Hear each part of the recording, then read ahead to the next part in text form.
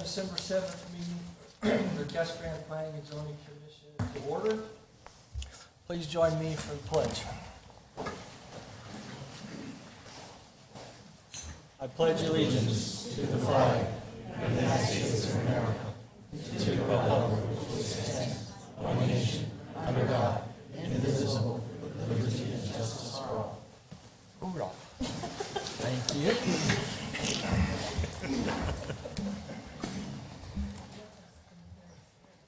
Can you see that? Okay. Let the record show all the commissioners are here except Commissioner Estrada. And commissioners, we need a motion to excuse or not. Make a motion to excuse. Okay, I'll second. all right, we have a motion second. All in favor, say aye. Aye. Any opposed? Somebody opposed. Any changes to the agenda? No changes, Mr. Chair. All right. Commissioners, what's your wishes for the minutes? I'd like to make a motion Please. to approve the minutes of the meeting of November 2nd, 2023. Second? Got a motion and a second to approve. Any discussion? All in favor, say aye. Aye. Any opposed? Very good.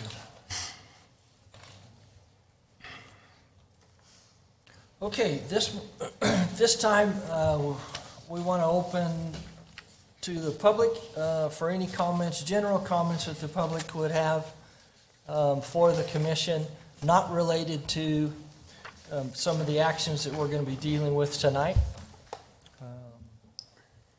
We cannot respond to any of these comments, but we can direct staff to follow up if it's appropriate. Anybody like to address the commission with general purpose, please come forward.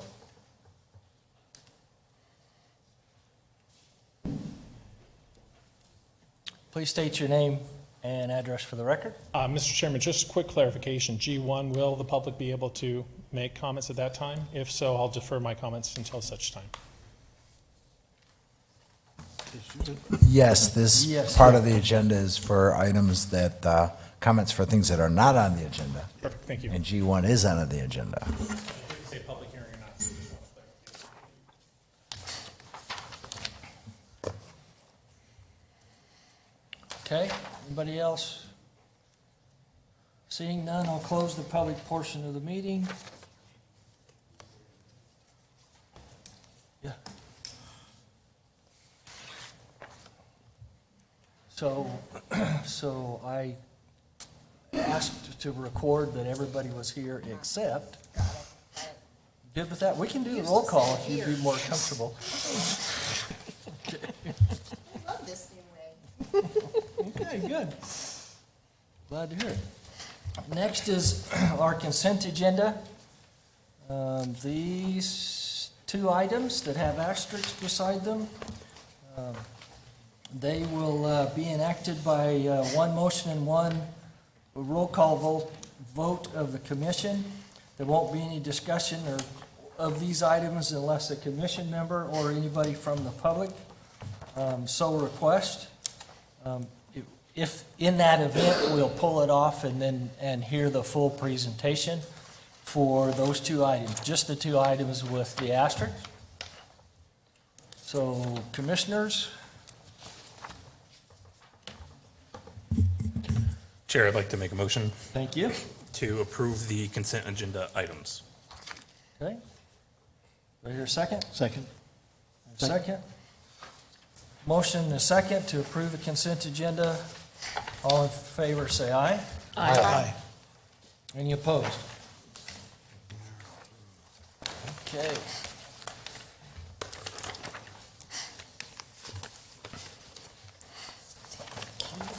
So next on the agenda, G1, our old business, to consider a request by West States for a major site plan for 120-unit multiple family development, DSA 2300064.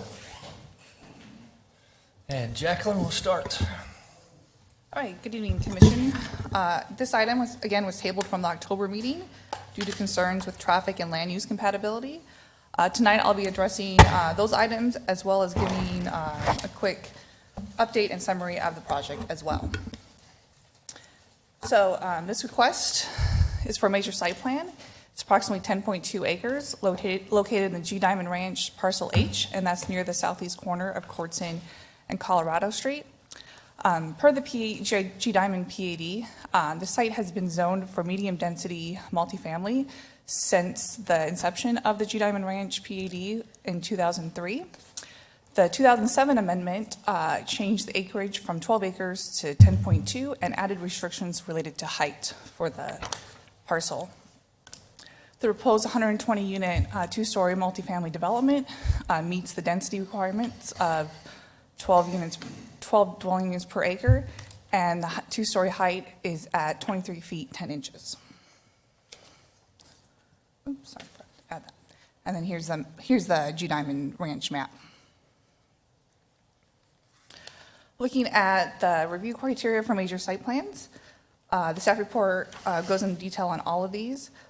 This requirement is laid out in the zoning ordinance, and I'll be focusing tonight on the land use compatibility, landscaping, as well as traffic. So one of the concerns was the land use compatibility between the neighborhood to the south and west of the site. In order to provide additional screening, landscaping is being utilized to provide additional buffering on the south side of the property. They are proposing box red oak. This rendering on the left shows the on-site landscaping at time of initial planning. And this shows the landscaping with mature trees along the southern boundary. There's also a 100-foot open space tract owned by the city as part of the community rec center area. As part of the master plan update, there is anticipated to be additional landscaping and improvements within this area. And also wanted to point out to the west, the neighborhood, the G Diamond Ranch neighborhood is separated by Colorado Street, which is a major collector street, and is right away is approximately 80 feet, and the setbacks come out to 20, so that's a buffer of 100 feet between the neighborhood. Also want to point out that the initial site plan had the buildings facing south and at the 20-foot setback line. To minimize the bulk and scale of the buildings along the southern boundary, they have been rotated to not be directly facing south. Here are some of the elevations of the proposed project. And looking at traffic, again, at the October 5th Planning Commission meeting, there were several residents concerned with traffic and connectivity within the area. Based on the comments received, this item was tabled and additional analysis was completed by the applicant to address the traffic concerns. With regards to the Courtson Road and Colorado Street intersection, the overall level of service is at a B, with movements operating at all level service A, B, and C. And this is both at the current condition and with the proposed development. The intersection of Pert Road and Courtson Road, overall level of service is at a C. However, there are a few movements operating at a level of service D during the peak hours for both the current and proposed project. And per the city's access management standards, mitigation measures are needed when level of service drops below a D to an either E or F level of service. In addition, the applicant has provided additional analysis regarding queuing at the intersection of Courtson and Pert.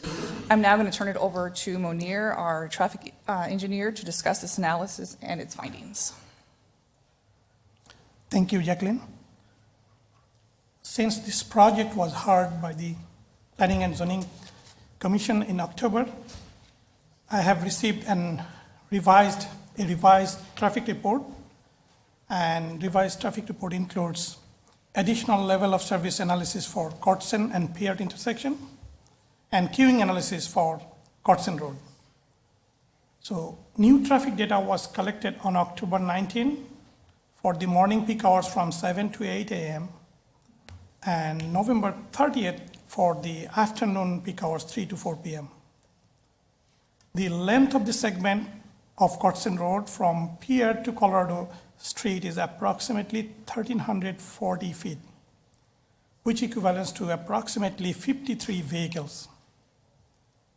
The maximum queuing we observed as per the report is 15 vehicles during the afternoon PM period and 12 vehicles during the morning PM period. And queued vehicle cleared within a minute for most of the times.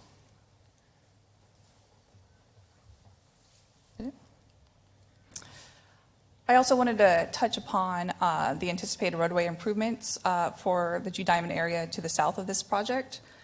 As currently discussed, there is just one access point at Courtson and Colorado. However, this is an interim condition. With the currently proposed development, there is the Red Diamond subdivision located west of Colorado.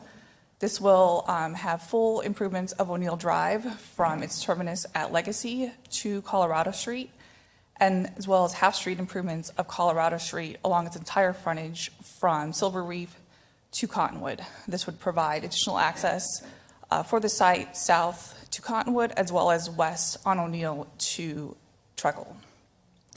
In addition, the area east of Colorado has been recently zoned for multifamily, and with that development, they would put in the full, their portion of half-street improvements for Colorado Street, as well as O'Neill from Colorado to Pert Road. And with either one going first, half-street improvements would have allow for traffic, two-way traffic. It just wouldn't be, just wanted to point that out. I also wanted to point out that north of the site of Courtson, it is already zoned PAD multifamily as well as commercial along the southwest corner of Courtson and Pert. So this would extend Colorado north and likely add a traffic signal here with either the development of the multifamily north of Courtson or the commercial development at the corner. And as well as the development likely would occur a traffic signal at O'Neill Drive. Obviously, one of the biggest questions is when this will be built. I don't have a crystal ball. Obviously, it won't be tomorrow, but staff is confident that it likely will occur within the next 5 years. And there are a lot of other factors involved, but that's what our thoughts are. With that, notification efforts have been met, signs have been updated, additional notifications were sent out.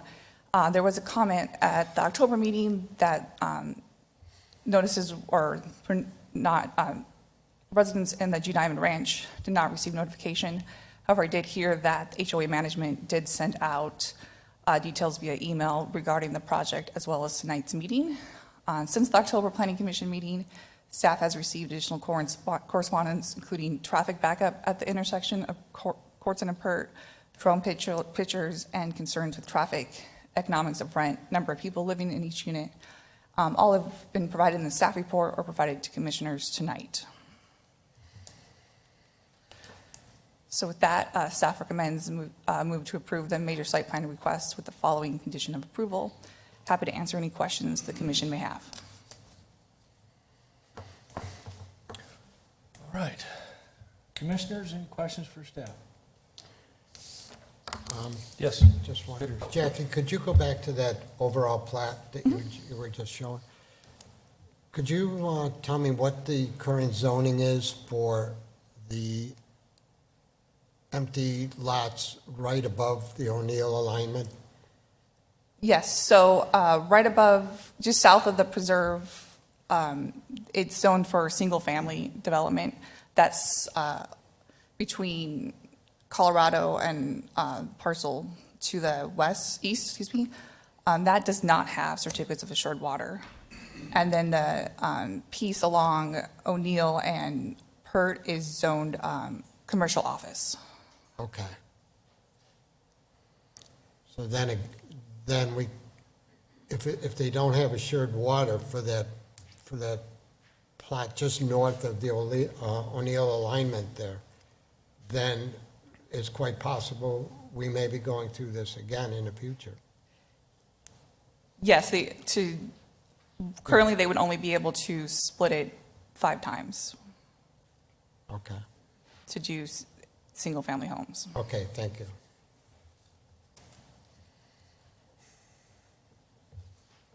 Okay. Commissioners, any other questions? I want to ask, Yes, can I ask a please. question of Marnier? Can you go back to the traffic slide? Which one? Oh, the next one. Oh, the one after that, the other one. Sorry. That's okay.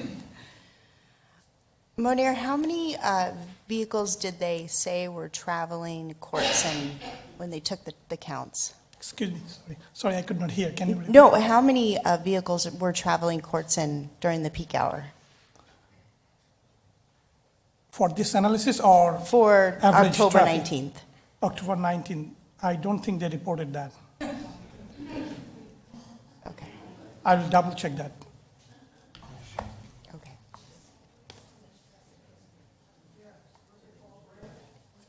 Well, and that's a great question, and I was busy searching all the school calendars right here on my phone. And no, it was not fall break. It was not fall break. So your, It was sorry, a Thursday. Your question is how many vehicle was traveling on Courtson on that particular day, right? Yes. That was not being asked. We asked them to provide queuing analysis. So they had been counting how many vehicles queued up for every minute for an hour. Okay. And for level of service analysis, we do count turning movement counts. So that's it. But we have the average traffic data for Courtson. And the request was only for one day, correct? Yes. for It one. wasn't for, typically, we'll get 5 to 7 days to get an No. average. We just asked for one day. Just for one day. That's what we do, and we did this time. Okay. Is that what we normally do, just one day? Sorry? Is that what we normally, if we ask for it? Yes. It's just one day? Usually we do one day. Typical weekday, Tuesday to Thursday, when, like, say, everything is normal, Right? no special event, and school is on. That is kind of standard. Gotcha. But this was done on 2 different days, one in October, one is in November. Oh, so we did do it. Oh, I see, yeah, okay. N- Over the other day. So it wasn't like a full day. Right. So it wasn't a complete full day. What's that? So it really wasn't a complete full day then? It was just really the morning of one day and an afternoon of another day? So it wasn't really a complete? Yeah, not on the same day.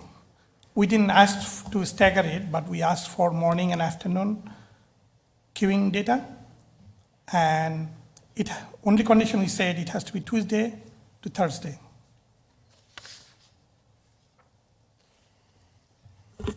So the traffic counts were done what we thought were the busiest times, in the morning and in the afternoon, what we refer to as peak hour, morning and afternoon, 7 to 8 and 3 to 4. Because to me, afternoon would be more like 4 to 6. We could ask Monier to, I Monier. mean, 3 to 4 is, Why was peak hour determined to be 3 to 4, I guess is the question. but still. And even in the morning, you would think from 7 to like 9. Peak hour is from 7 to 9, That- peak hours. that- And right. for turning movement counts, we have the data from 7 to 9. But for queuing, we did for 1 hour. That is kind of also a standard.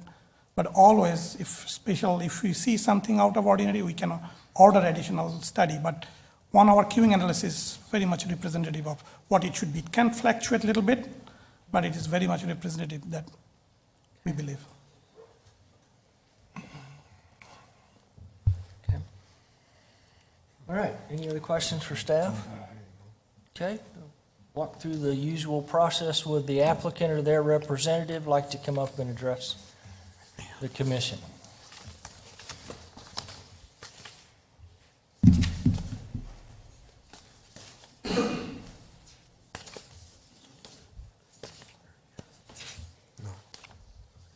Please give us your name and address for the record.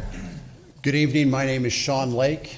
I am 1744 South Val Vista. Thank you. Here on behalf of West States, the developer of the proposed project. We appreciate the opportunity to be back before you from the case that was continued back in October. So we appreciate to be here this evening. The developer is asking to develop the property consistent with the zoning that was established 2 decades ago.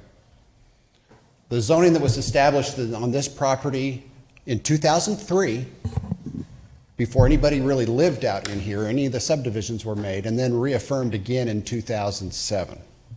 That's what we're here to talk about, developing it consistent with that decision that was made by the city 20 years ago. So we appreciate, how do I, what? Go. So let's just kind of, in summary to begin with, again, this property was zoned in 2003 and then again rezoned, and with a little bit more development standards established through a PAD in 2007 through ordinances as shown on the screen. And what was established was that this property, both in 2003 and in 2007, was to be developed at 12 units of the acre with a cap of 2 stories. Now, if you look in the area, there's homes that are 2 stories as well. So it's consistent with what homes are being developed in the area, and they establish it. You see, you go over to Treckle and Courtson, you see 3-story multifamily going up.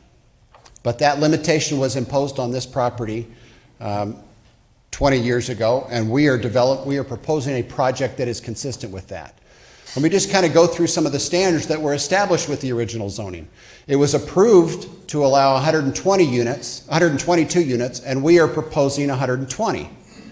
It was approved to allow 2 stories, again, not 3, but 2 stories consistent with the homes that are in the area, max height, and we are proposing 2 stories. It was approved to allow 28-foot tall structures, and we're proposing 23. The code requires that we need to have at least 234 parking spaces, and we're providing 291 because we typically find when we develop projects that people don't want to underpark because then they'll bleed off into the neighborhood. So we want to make sure we have sufficient parking so that nobody parks in somebody else's neighborhood. So we've exceeded that standard. The standard for traffic across the valley and in the city of Casa Grande is that all intersections need to be at least a D or better.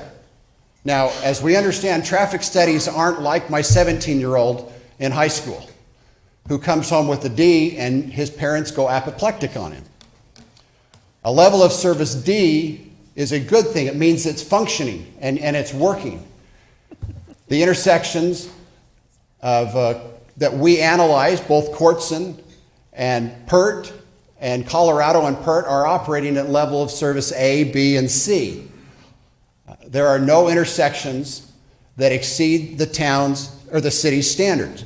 Again, a level of service D or better is required, and this project has a level of service D or better. We don't have any failing intersections with this plan and the analysis that was submitted to the city. As far as the other standards, I think staff did an excellent job in making sure that the staff report is made part of the record. But the city code establishes rules and regulations for development. The legislative decision about what the density should be, single-family homes, multifamily, commercial, industrial, that was established in 2003. That's already set in place. 12 units to the acre, 2 stories, and the setbacks. The code is then the rules and regulations that need to be followed to make sure that it is consistent and compatible. And the standards for consistency, compatibility for the city are established in the city code. And the staff in their staff report did a great job of going through these. Here's kind of a summary of some of those. Again, the density is below what was established. The setbacks exceed or meet all of the setback requirements. The buffers around the perimeter exceed or meet all of the city's standards. The open space exceeds the minimum standards. The traffic impact analysis, again, as I pointed out, is a level of C or better at those intersections. And the architecture, staff pointed out, meets the town's development standards. Let's talk a little bit about buffering. You typically will have a multifamily project that will have a smaller buffer. As those that drive by Treckle and Courtson, you see that 3-story multifamily project where those are closer. But this project is unique because a large buffer was set up along the south side, both with this project and with the city's trail. So there's going to be a minimum of 140 feet from a corner of a building to the south property line of the neighbors to the south. 140 feet would be the minimum distance. You'll notice that when Jacqueline went over her presentation, those buildings used to line up kind of parallel with the homes to the south. Those were turned on an angle so that the closest point would be the corner, but the bulk of the building would go away and those setbacks would be exceeded. That was to break up the massing and also to provide further setbacks. So the setbacks to the south are exceeding the code substantially from what is required. There will be that public trail on the south side that the city will also, when they go in and improve that, be doing improvements in landscaping that will add further vegetation screening in that area. There is also a condition of approval that staff has recommended that we agree to that adds additional landscaping along that south side. That would be condition number 1. Again, as I pointed out, we've reoriented buildings and added the landscaping for condition number 1. We have a map that kind of identifies the distance from those corner of buildings to structures. Again, like I said, it's about 140 feet to the property line, but it would be over 200 feet from building to building. Here is, Jacqueline went over this, so I won't spend a whole lot of time on this. You can see on the top left where the buildings used to be parallel with the buildings to the south, but those were turned on an angle so that the closest point is 140 feet to that corner of the building. And then in that area between those buildings and our property wall, we will be landscaping that area as condition number 1 is pointed out. We've also asked our landscape architect to place trees strategically in areas where there will be second-story windows so that those trees can then screen those second-story windows so that they don't see something 140 or 200 feet away.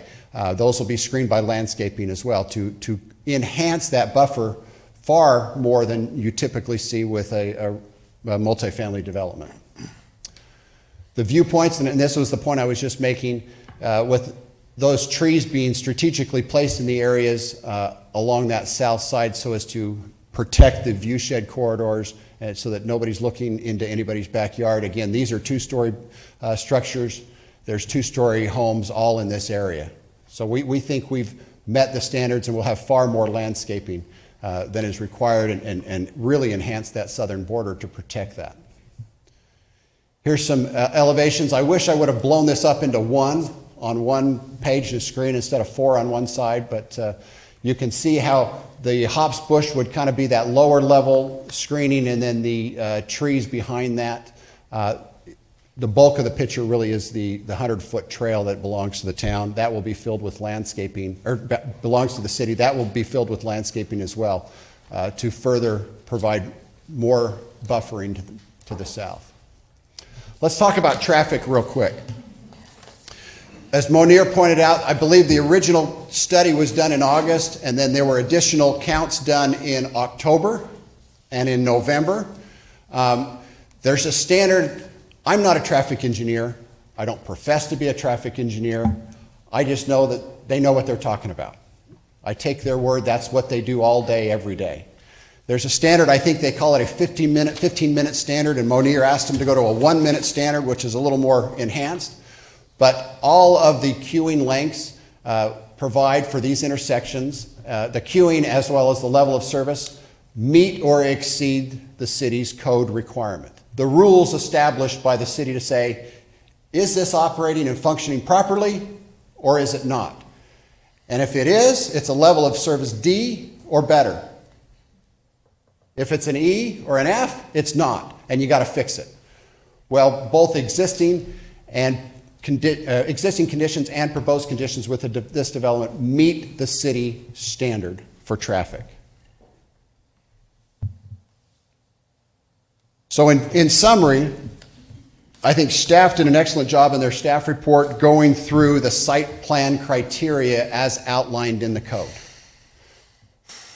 And they've discussed each one of those to determine, by the Planning Commission, to determine whether or not this project meets the rules and requirements of the city of Casa Grande. They are, in addition to those, is it conformance with the general plan? Yes. Is it in conformance with the zoning that was established, both in 2003 and 2007? I think we've established for the record, yes. Does it comply with the zoning code? The site plan as presented does comply with the zoning code as evidenced by the staff concurring with that. Does it comply with the city's development standards? Yes, as staff has pointed out in their staff report. Staff is recommending approval because they believe that this proposal and development to allow the development consistent with what was originally envisioned 20 years ago meets all of the rules and standards that the city set forth for not only this property, but it's the same rules for everybody throughout the whole city of Casa Grande. We all have rules that we have to live by, and this property owner has complied and presented a plan to the city that complies with those rules, just like the Hancock project down the street, just like G Diamond Ranch did when they developed. They have to comply with the rules, and we are complying with those. The traffic engineer has reviewed and approved our analysis. The city engineer has reviewed and approved it. And again, we concur with that additional condition of adding additional landscaping on that south side. So we would urge your support of this plan because we feel it meets every requirement, every standard established, and is consistent with the zoning. So I'd be happy to answer any questions. Thank you. Thank you. Any questions? Chairman, I have Yes, a question. please. Can we go back to Jacqueline's presentation real quick? Sorry, Joe.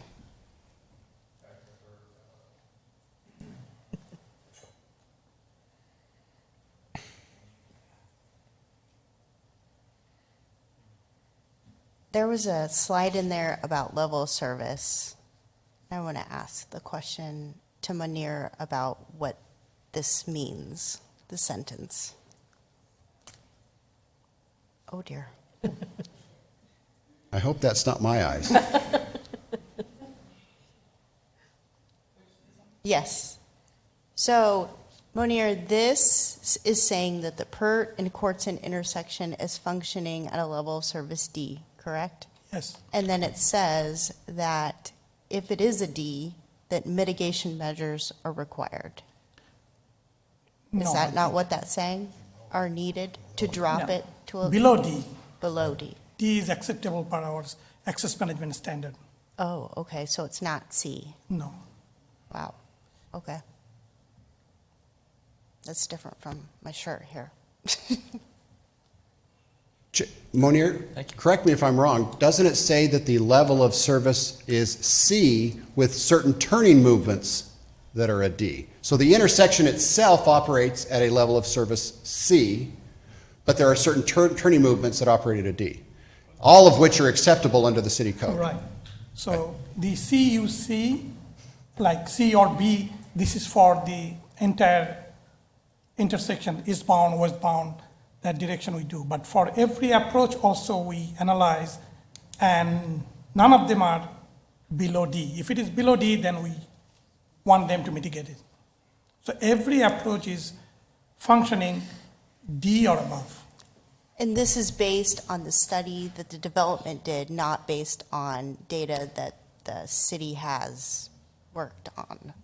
No, we use their report, so I rely on the professional engineer who has prepared this report. Okay.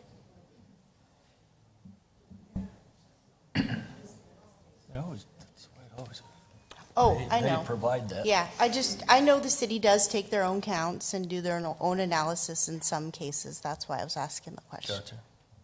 Okay, very good. Any other questions for the applicant? Thank you. Thank you. Appreciate it.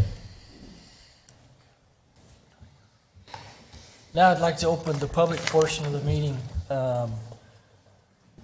When you come up, please, we would like to hear all of your points, but please don't repeat one point that has already been made by someone that's come up. And please stick to the 3-minute time frame that we have.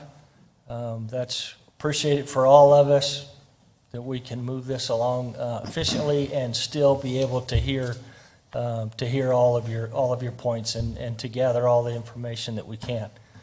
So with that, I'll open up the public portion of this, and somebody want to come up?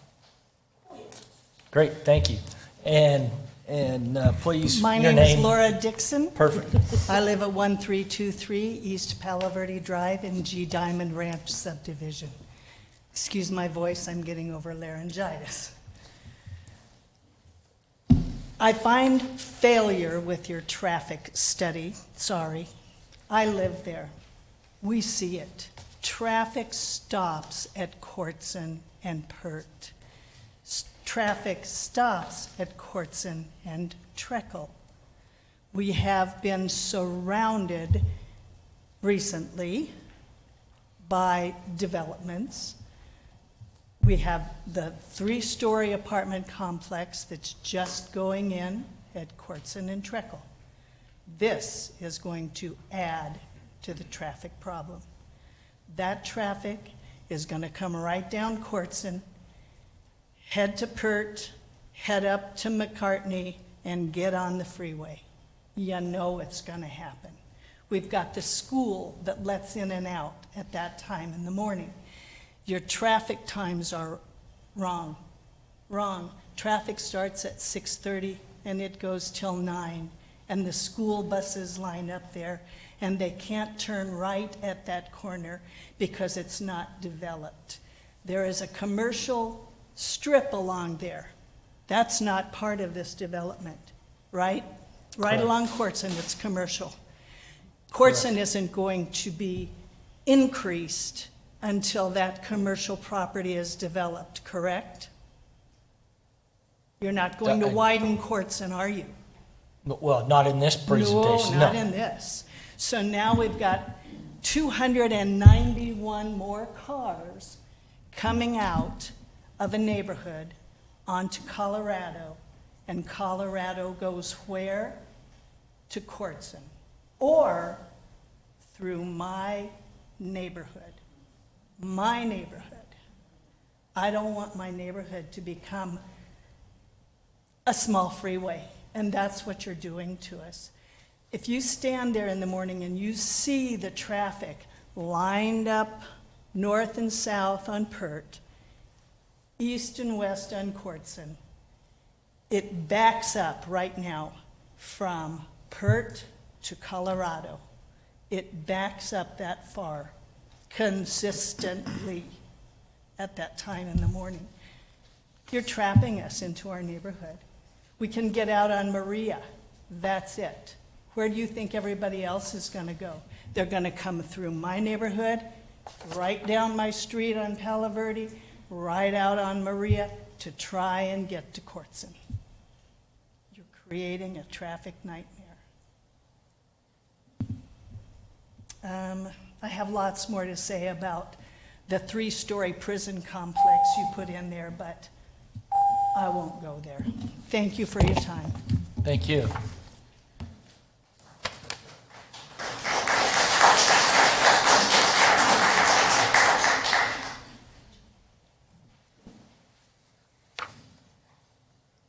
Evening. Before I get started, would you be able to put up the picture that I had sent in for the commission to consider, the one with the traffic where it's blocking Colorado? I'm sorry, I can't. It's in the staff report, though. Okay. I don't have the staff report Okay. available. You showed everything else, but okay. The commissioners have it, though, in their Okay. packet. My name is Jeff Cardita, 1422 East Dove Place. Thank you for your time tonight. First off, let me just say that was a great presentation by someone who looks at numbers and not the actual real life that we experience daily. Those remarks, all well and good, because we have to drive those streets every single day. We don't look at level of service numbers. We don't look at whether or not it's a D or a C. We look at what we actually have to encounter. And the picture that I was going to have brought up shows that so many cars were blocked that Colorado and Courtson basically was a parking lot, and that was on a Tuesday at 4:11 p.m. So I'm going to use the traffic study that the company actually indicated that they provided to the city staff. They indicate that they anticipate, or they counted, 23 cars between 4 p.m. and 4:45, and by their own numbers, and that was at 4 o'clock in the afternoon, by their own numbers in the morning, 51 on Colorado Street between wherever their counter is and Courtson. They anticipate, per their own information, their own recommendations, 60 daily trips, 14 entering, 46 exiting during the AM. That's doubling the amount of cars on Colorado. And I just want to read this real quick. The storage bay requirements for Courtson and Pert. It says here that on the north leg, this leg has an existing left turn storage bay of 140 feet, so adequate storage capacity is not available. And then they say it's not going to add anything. But guess what? People drive from I-10 down. They're going to come to Pert and Courtson at some point to get to their new home. You're also going to have another issue on south leg. This leg has an existing turn left storage bay of 150 feet, so adequate storage capacity is not available. Please note that this left turning movement is over capacity before any site-generated trips were added. From the pictures that were received, it is apparent that Pert Road and Courtson Road is being overrun by its current traffic demand. These are their words. This is a strong indicator that through or exclusive right turns are needed. And yet they have the audacity to say that, oh, well, even with all this information, according to the analysis, the impact from this project will add approximately 1/2 of 1 second to the intersection delay. Doubling the amount of cars on Colorado equals 1/2 a second delay at Pert and Courtson, which they're not responsible for. Use the common sense factor on that one, please. Thank you. Chairman Albert. Thank you.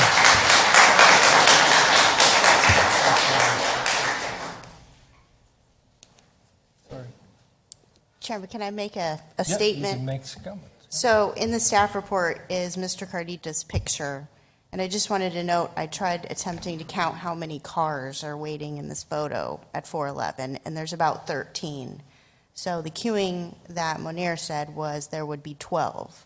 So essentially, there's room for 1 or 2 more cars before this intersection becomes blocked in the morning peak hour. Or Okay. afternoon peak hour, sorry. All right, thank you. Good evening, Mr. Chairman, members of the commission. Richard Wilkie, 1433 East Dove Place.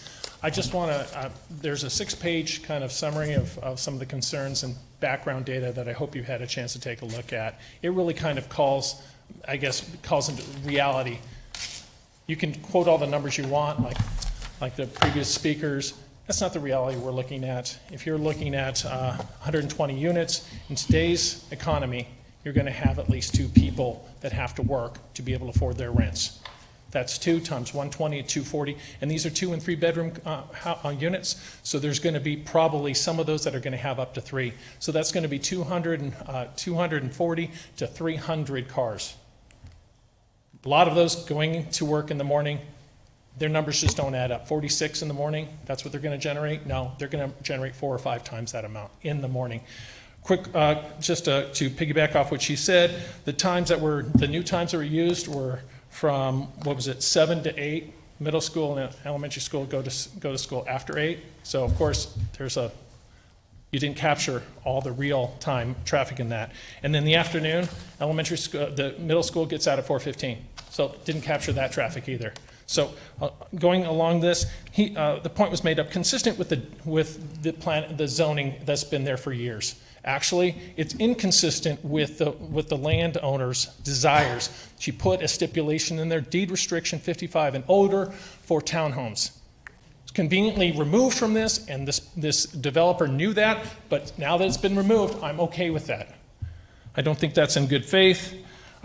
They were talking about, it's properly zoned and all of that. I want to just point out the reality of this too. Right now, there's at least 1,500 build to rent, and apartment complexes under construction right now. I know there's 2,000, and the planning staff can correct me, over 2,000 that have been approved, and another 2,000 plus that are in the pipeline right now, in addition to this. So just something to take into consideration there. One thing here is I want to make sure that you understand, you have the opportunity, you are authorized to basically build the community that we all want. We're looking for good quality housing units for our residents. We want something that is compatible with our community. We want it to be enhanced, and we want to enhance the quality of life for our residents, not the pocketbook of some out-of-state developer. And you have the authority to do that. The Arizona revised statute gives you the authority. City code gives you the authority. You can take all those things, check the box, but it gives you the authority to basically take into consideration the impact to the neighboring communities, whether it's traffic, public welfare, health, the values of homes. You have the authority to take that all into consideration to deny or make additional requirements for this. So hopefully, please take that into consideration. Build a community that we'll all be happy with and proud of, because we are CG. They're not. Thank you.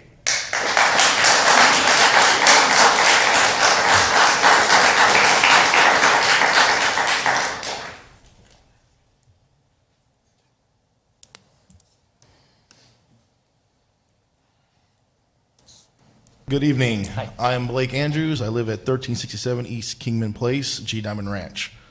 So I didn't come up here with a fancy engineering degree or a law degree or a developer, but the one thing I have and a lot of our community has is knowledge. We live in this neighborhood. I've lived here for 8 years. I moved out here because it was beautiful to raise my kids and my family. My concern is not just traffic. I'm concerned about the home values dropping, about living next door to an apartment complex, other kids going through our community, other cars going through our community when it's blocked up to get to over to not Courtson, but to Treckle, because you can get through Cottonwood Ranch that way. There's a lot more concerns that this neighborhood has than what they have. They're just trying to build on, they're trying to line their pockets. We're trying to protect our community. I'm just here to say that, everybody had really good points. They pretty much touch on everything that we have going on. Can you think of our community, think of our children, think of protecting our home investment that we've put our lives into? That's all I have to say. Thank you. Thank you. Appreciate that.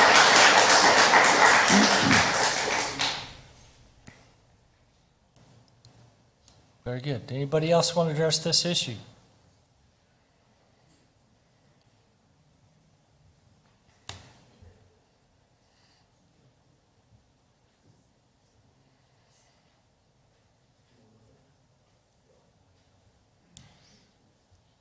Good evening. Hi. My name is Jean Turner. I live at 1319 East Judy Drive. Some of the problems that we have... Jean, can you be sure that microphone's down so we can all hear you? Is that better? Yes, better. Thank you. Just Okay. want to be sure we hear you. Jean Turner, 1319 East Judy Drive, Thank you. Casa Grande. And the problems we're having is on football days, parties, any kind of celebrations that includes massive people. The traffic comes into our neighborhoods, up and down our streets, noisy. There's an open space behind us from coming up Colorado. You keep straight ahead, there's an open space. Barriers have been torn down. People want to drive through there with their recreational vehicles as well as other kind. A lot of noise, a lot of dust.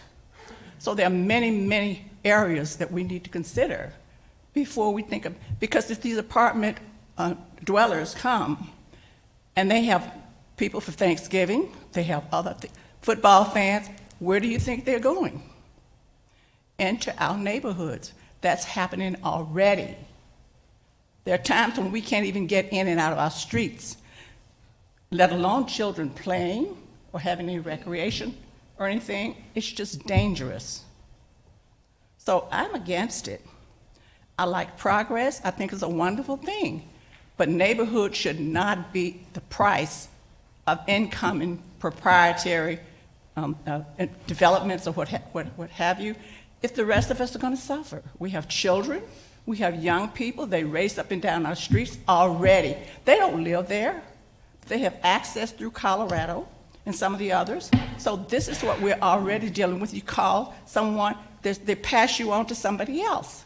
I called about the barrier that had been taken, and I was told that I had the wrong department. Where should I have called? So it's a problem. Apparently, the city does not come into our neighborhoods often enough as you're developing these plans for these owners to see what actually happens. And I agree with the traffic situation. I don't work. There are lots of times I go through there 10 and 11 o'clock in the morning, and please don't have any kind of construction going on. It's a nightmare. So there's more to be done that has not been done. So I hope you will all consider those of us. We have lived here almost 14 years. We've been very happy, but I just don't see this type of venture enhancing our neighborhood at all unless you close off Colorado so they can't get into our neighborhoods. And I don't think that's something you want to do. That's all I have to say. Thank you for your time. Thank you. Appreciate it.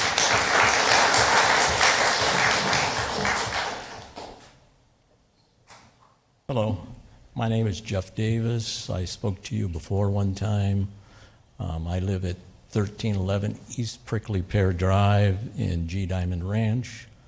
I worked for the Bureau of Land Management for 40 years. I sat in the decision-making seats like you did. I sit in staff positions like you did. And one thing that was always important to me was listening to my publics, listening to the public that's impacted by the project that's being proposed. So I'm pleading with you to listen to my neighbors. I live in a community. I live in the same community as G Diamond Ranch and the Preserve. We're a community, we're friends. We spend time recreating together, doing things together, talking on the street. I run, I ride bikes. I met so many wonderful people there. And I think this project degrades the neighborhood. And I'm asking you to be compassionate upon us, your fellow citizens, that we're telling you we feel it degrades our neighborhood. It was originally designed as townhouses 55 and over. Everybody I've talked to said that is a reasonable outcome. Why can't you ask the developer to do something that works for our community? I'm asking you, please, to respect our community at G Diamond Ranch and the Preserve and give us a project that works for us and also could work for the developer. I just don't think the apartment complexes really work for the locals who live there. Thank you for listening. I think you have the authority to do this. Thank you.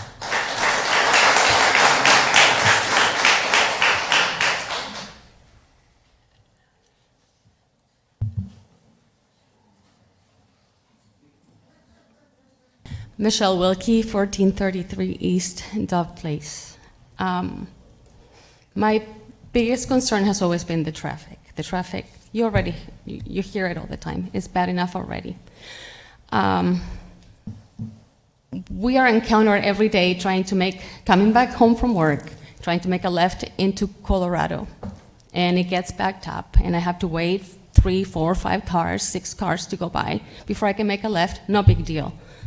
On the right side of me, the people behind me think it's a really big deal. They go through the dirt. They cut through. That is dangerous. The other night, I had 3, 4 cars just doing that before I could make my left. It's not an ideal situation. It is, the roads are congested. They're gonna get more congested with what's already being built. And we're here planning on adding more to that. We don't even know, like I said last time, we don't even know the amount of traffic we're gonna get when all those things that are being built right now in all other three corners get fully developed and people actually move in. We have no idea. And this is our opportunity to plan for the future and prevent a crisis situation, to prevent it from being an E or an F on a street corner, or something that the city is going to have to put money for to fix, because the developer is not going to come back and pay money for that later. The city will. Okay? My other concern is, just because they met the minimum standards doesn't mean that we want it in Casa Grande. I look at this plan, this development, and I see them laughing at me, saying, here, crappy town, I'm bringing you a crappy development because this is all you deserve. And I don't like that. I don't like that at all. There's other beautiful communities that are being planned for the city that have been approved by you guys that are bringing the quality of life that the citizens of Casa Grande deserve. And this is not what we deserve. That's all I have to say.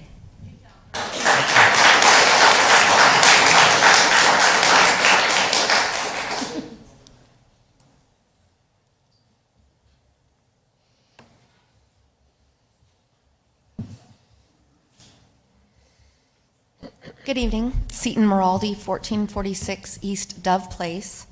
Commissioners, I would like to remind everyone that this complex is not just about traffic. Instead, it is about greed versus the quality of life. By allowing an out-of-state developer to enhance its bottom line instead of protecting our citizens' home life, Casa Grande is setting a dangerous precedent. The original deed restrictions were 55 plus. There is already a saturation of traditional apartments in and around our neighborhood, and I believe that there is a true need for senior housing and less so for traditional apartments, which are currently being built, but yet will likely be out of price range for the normal citizens of Casa Grande, and we don't need to add to that dilemma. Thank you.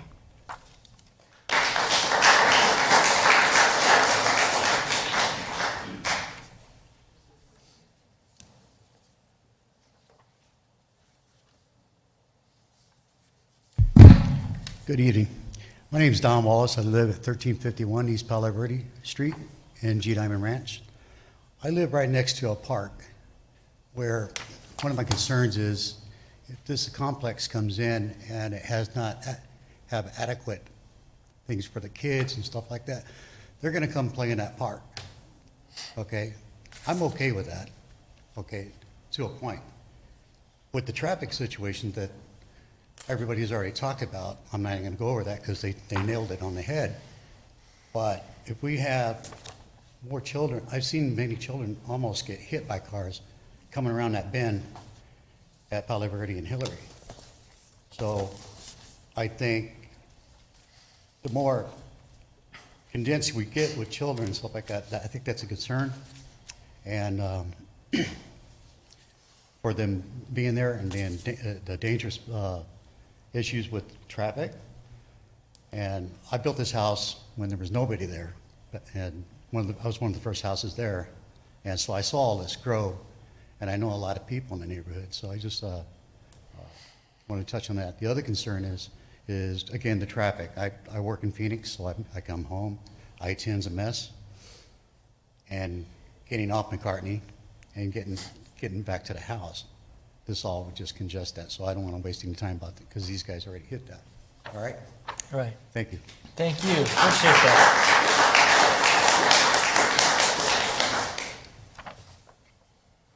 Anybody else like to address this issue? Thank you.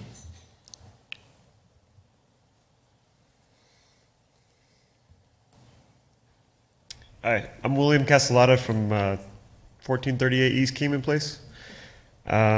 Just wanted to kind of ask a question if there was been like a decibel reading for the noise volume that all the traffic's going to kind of bring in.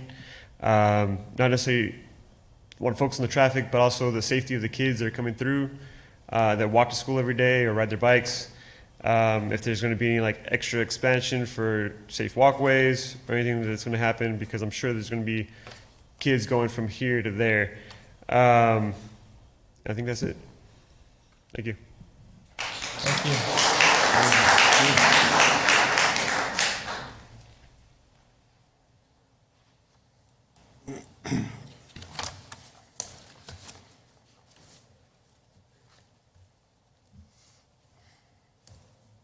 I'm Michael Johnson.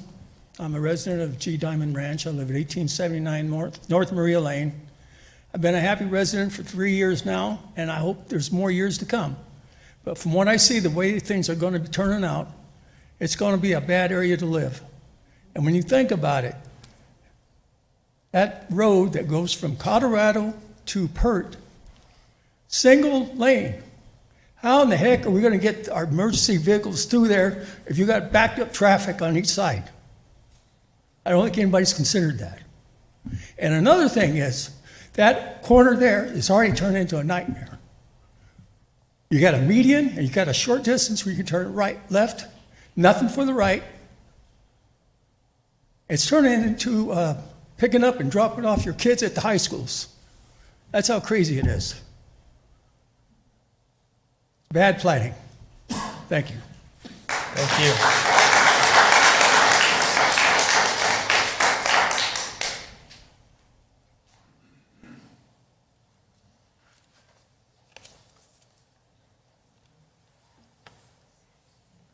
My name is Julie Downey. I live at G Diamond Ranch, 1874 North Renford Lane.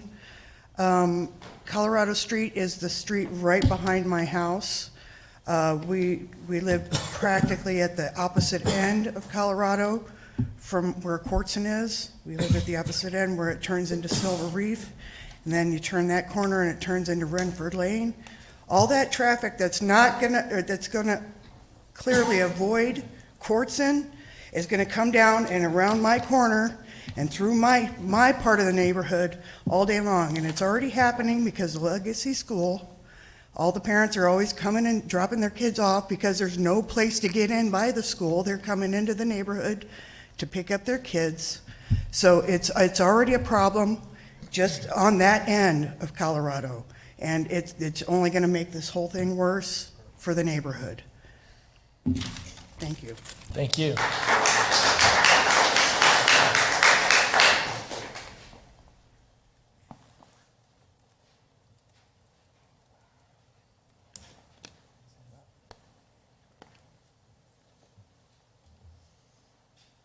Good evening. My name is Haley Cardita, 1422 East Dove.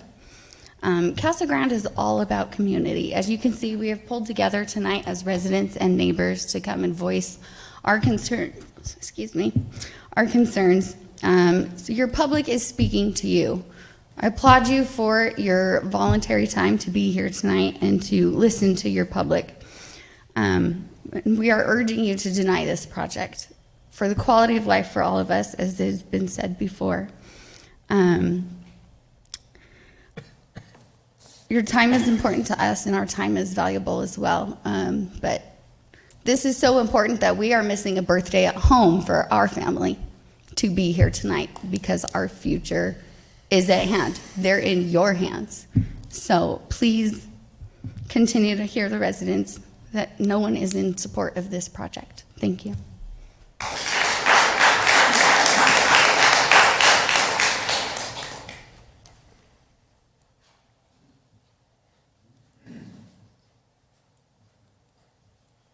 Hello, my name is Megan Johnson. I live at 1382 East Racine Drive in G Diamond Ranch. My neighbors have brought up some really good points. Another good point I want to bring up is that intersection is currently, you say, rated as a D during the busiest times. What is it going to move up to once all these developments are done? And do you guys know how many kids walk through that intersection going to Cholla and to Cactus, or even going the opposite way? Quite a bit. That crossway there for the kids, it's inadequate right now. You add in a lot more traffic, it's going to be unsafe. I'm a mother of two, and this worries me a lot for the children. Thank you. Thank you.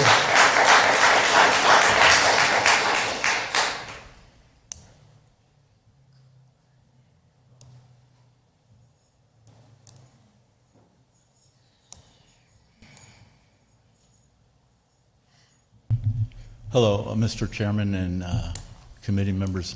I have another matter before you under new business later. It's the reason why I'm wearing my uniform tonight. Normally, I wouldn't have it on for a private matter. I live at 1456 East Dove in the Preserve. I think everybody has spoken and spoken very well and made some great points on this, and I think you guys are getting the message on that. I know you guys live in Casa Grande. I know you guys drive by. You guys have had 2 months to drive by this location and look at the traffic yourself.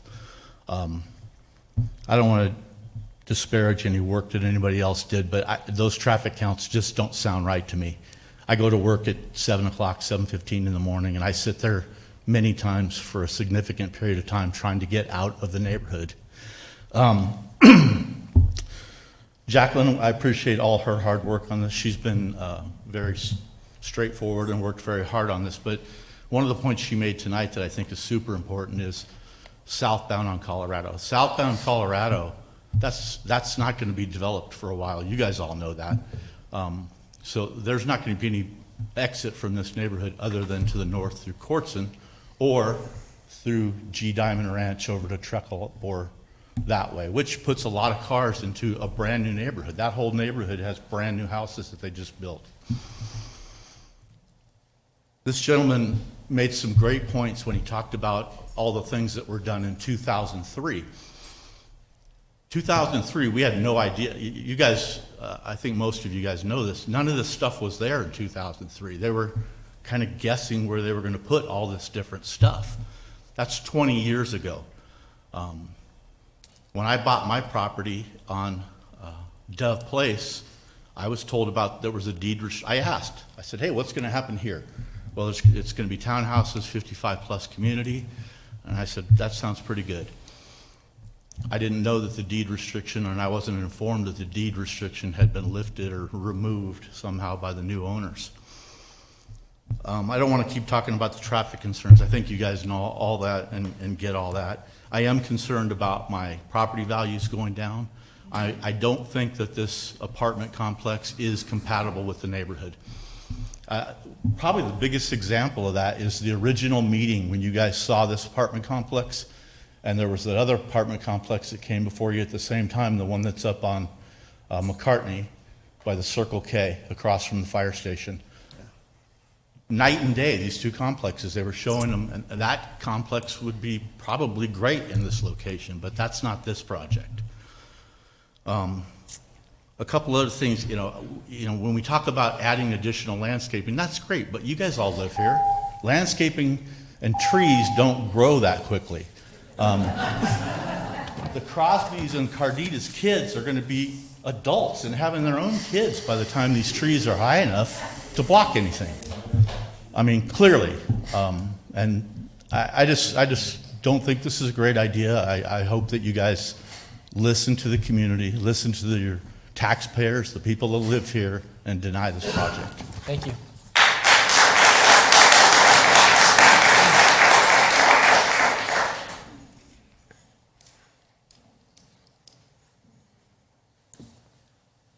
Good evening, David Crosby, 1334 and 1434 East Dove Place, Casa Grande. As your request, I'm not going to comment on what has already been said, but in my employment, I have opportunity to interact with several members of the community, and one lady had come into the office, to our office previously after the last meeting that we had. She so happens to work for the dispatch, and she brought it to my concern that the dispatch times are already, the emergency response is already not to where it should be. There isn't enough of a structure for that to happen, and then adding all these apartment complexes and building is going to add to that time for the emergency response. And also, I'm about to teach my oldest daughter how to drive, and I'm really concerned about making that left turn out of Colorado with a new teenage driver. Thank you. Thank you.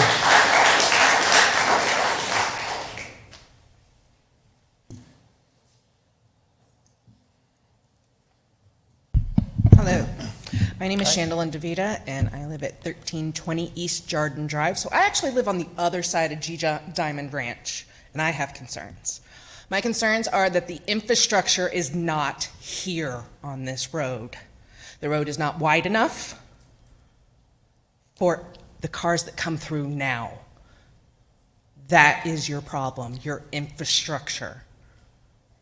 That's where we need to focus for our community, and then look at building. Because the infrastructure has to be there before the buildings come in. If that infrastructure isn't there, we just throw it all away. Because then you're having to pull up people's yards or other people's property and widen the road. And you're putting in commercial on either side. That's not right. Infrastructure first, then build. Thank you.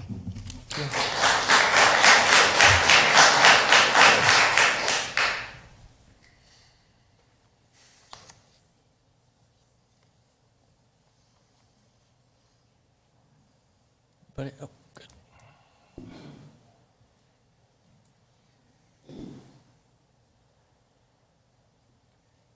Hi, my name is Mary Flannery. I don't live full-time in G Diamond, but I spend a lot of time at my son's house at 1348 East Kingman Place. And I stayed there for a month at a time. And one day, my grandson was coming down this road that you pull in, someone can help me with the name of it. You come down the road, I should remember, but I don't.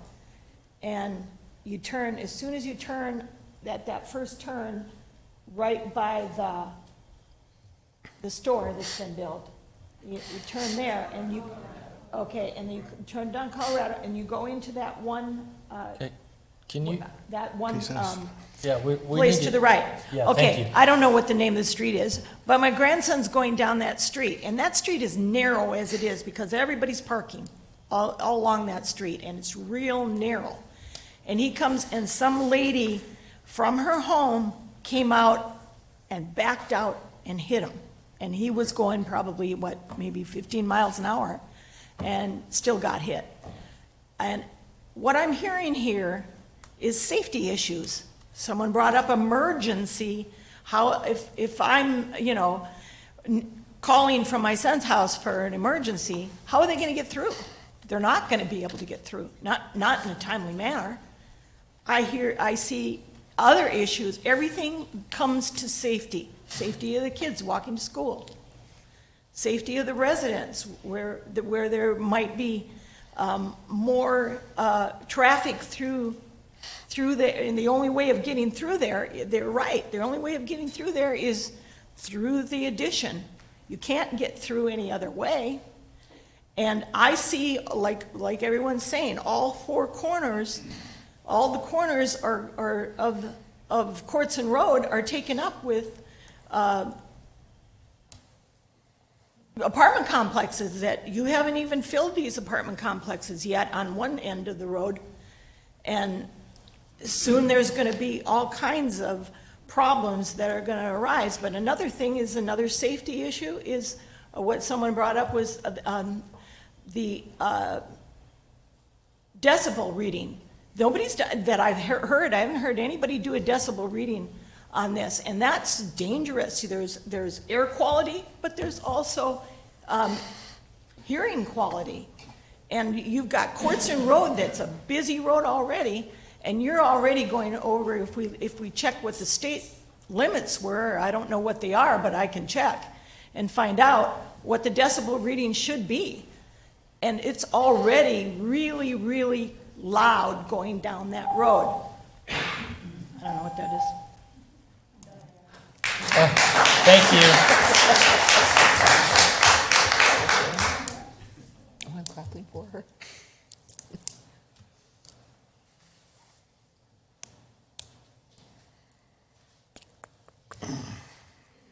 Okay, great. Thank you all for all that. Anybody else? I'll be sure to get to everybody that wants to address this, issue. Anybody else from the public would like to address this issue? Okay, thank you all. Seeing none, I'll close the public portion of the meeting. Bring it back to the commissioners.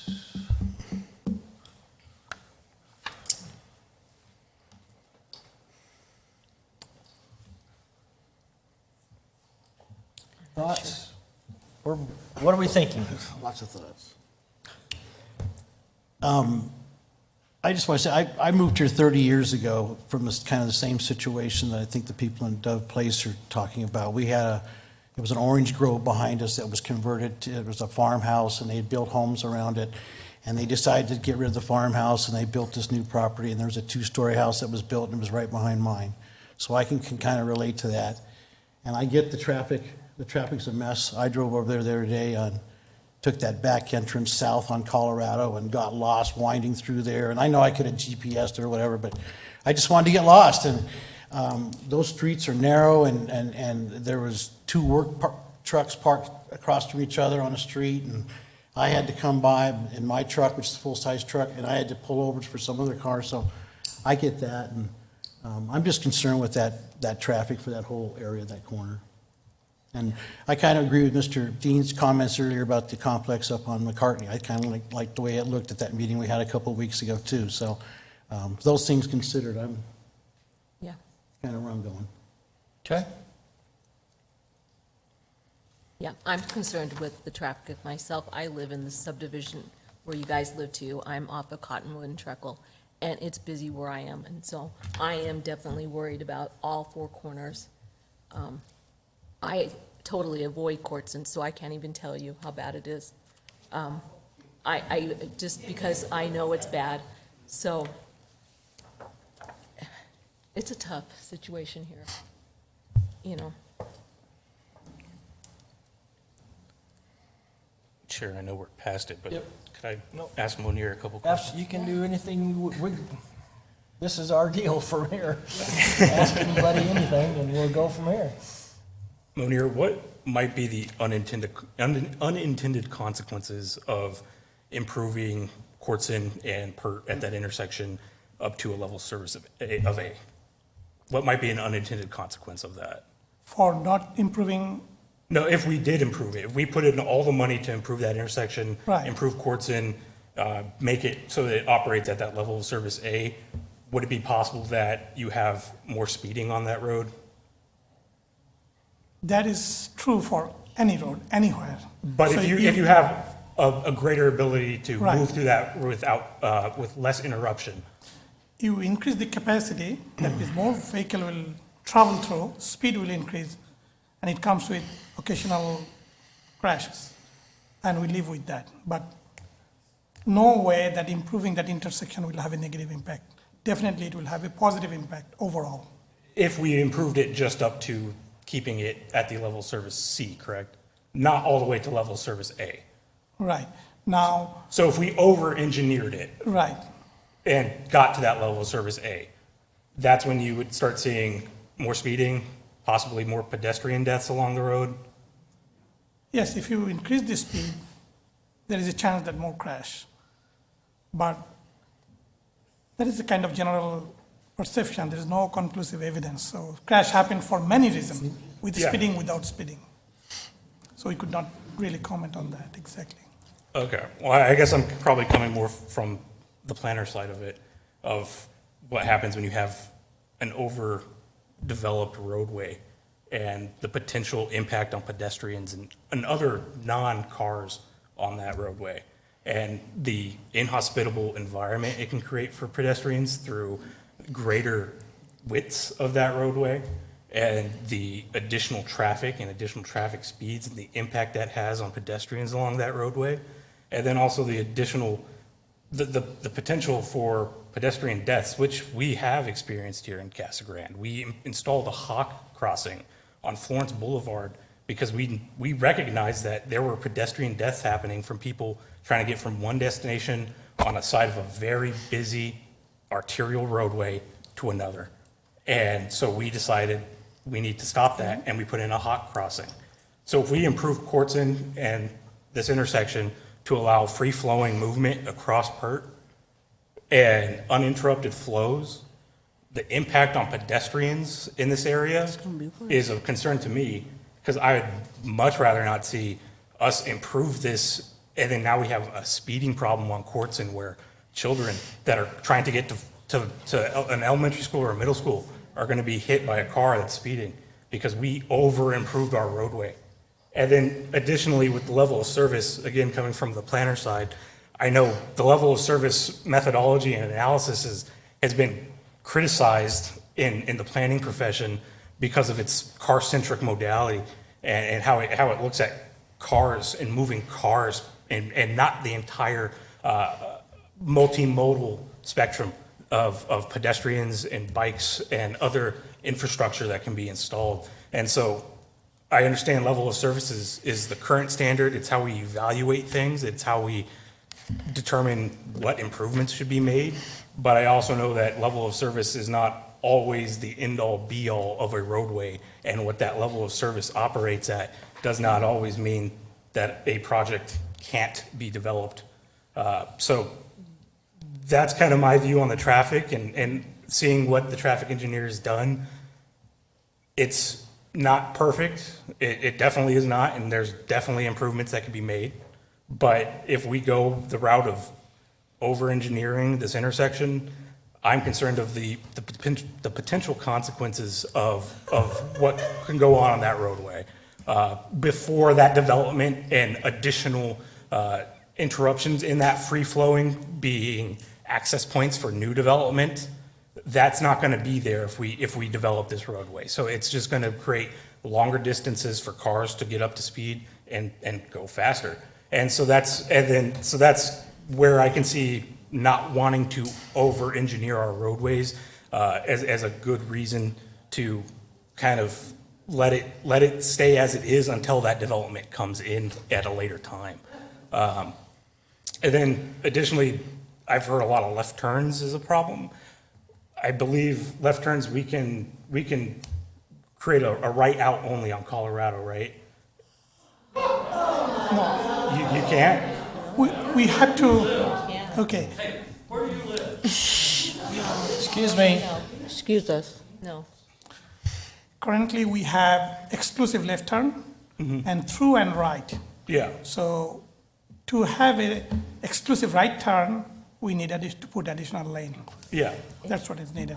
It goes to one lane right there. Yeah. That's the thing. Yeah.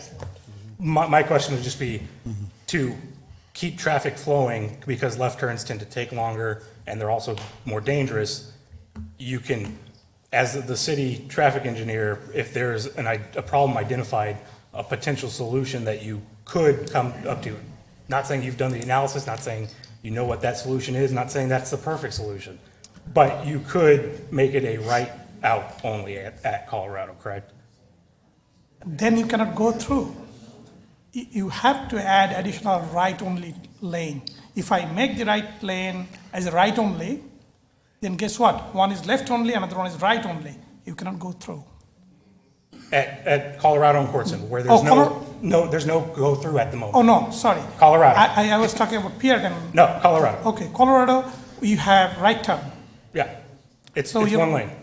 Yeah. So you can make that a right-only lane, correct? So when you come out of Colorado, you must take a right onto Courtson, correct? Okay, so you are You talking could- about... you could do that, Yes, the right turn only for Colorado. Yeah, I think Colorado is not the problem. Problem is the Courtson. yeah, And problem is the Courtson and Pierre intersection. Unless you improve Courtson and Pierre, this problem is not going to go away. I completely disagree with Okay. everything you said. So- Sorry. I'm just, Yeah, there are please. no sidewalks, there are no sidewalk ramps, there are no pedestrian facilities today at all at that intersection. yeah. It's, making the movements is scary in itself, especially in a bigger vehicle. So any improvements can't be bad or negative, in my opinion. And all of those multimodal facilities are considered when you widen a roadway. Yeah. So they're not, this over-engineering thing, logic, I don't see it, so. Okay. Thank you. Commissioners, anything else? Any other thoughts? Quiet. Come on now, come on. Any thoughts? What are your thoughts? And what are your thoughts? I'm left. Any thoughts?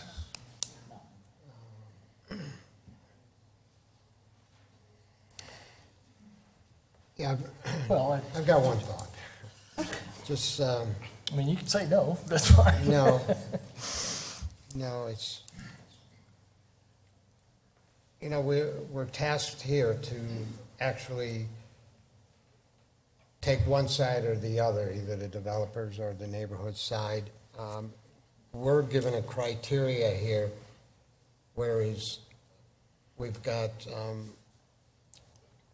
practices that guide us in our decisions as far as following what is laid out before us as far as the zoning. And we also encourage the developers to meet with the communities. We, not only on this project, but on all of our projects. We hope that they do it, and if they don't, at that meeting, we'll encourage them to do so, which this developer did meet with the applicant, meet with the communities, and they voiced concerns. And the developer went back and revised the site plan in order to accommodate some of their complaints. The buildings have been relocated to a different direction. And then additional screening, which was not required, they agreed to do that as far as landscape goes. And the final landscape plan has now been added as a condition of approval. I can understand the community does not, we hear it all the time, they do not appreciate apartment complexes, no matter where they are. Put them somewhere else, but we are putting them, the city is putting them somewhere else. We've been approving these apartment complexes, and there's a need for them. So that's all I can say. Thank you. Okay. Thank you, I appreciate that. Appreciate it.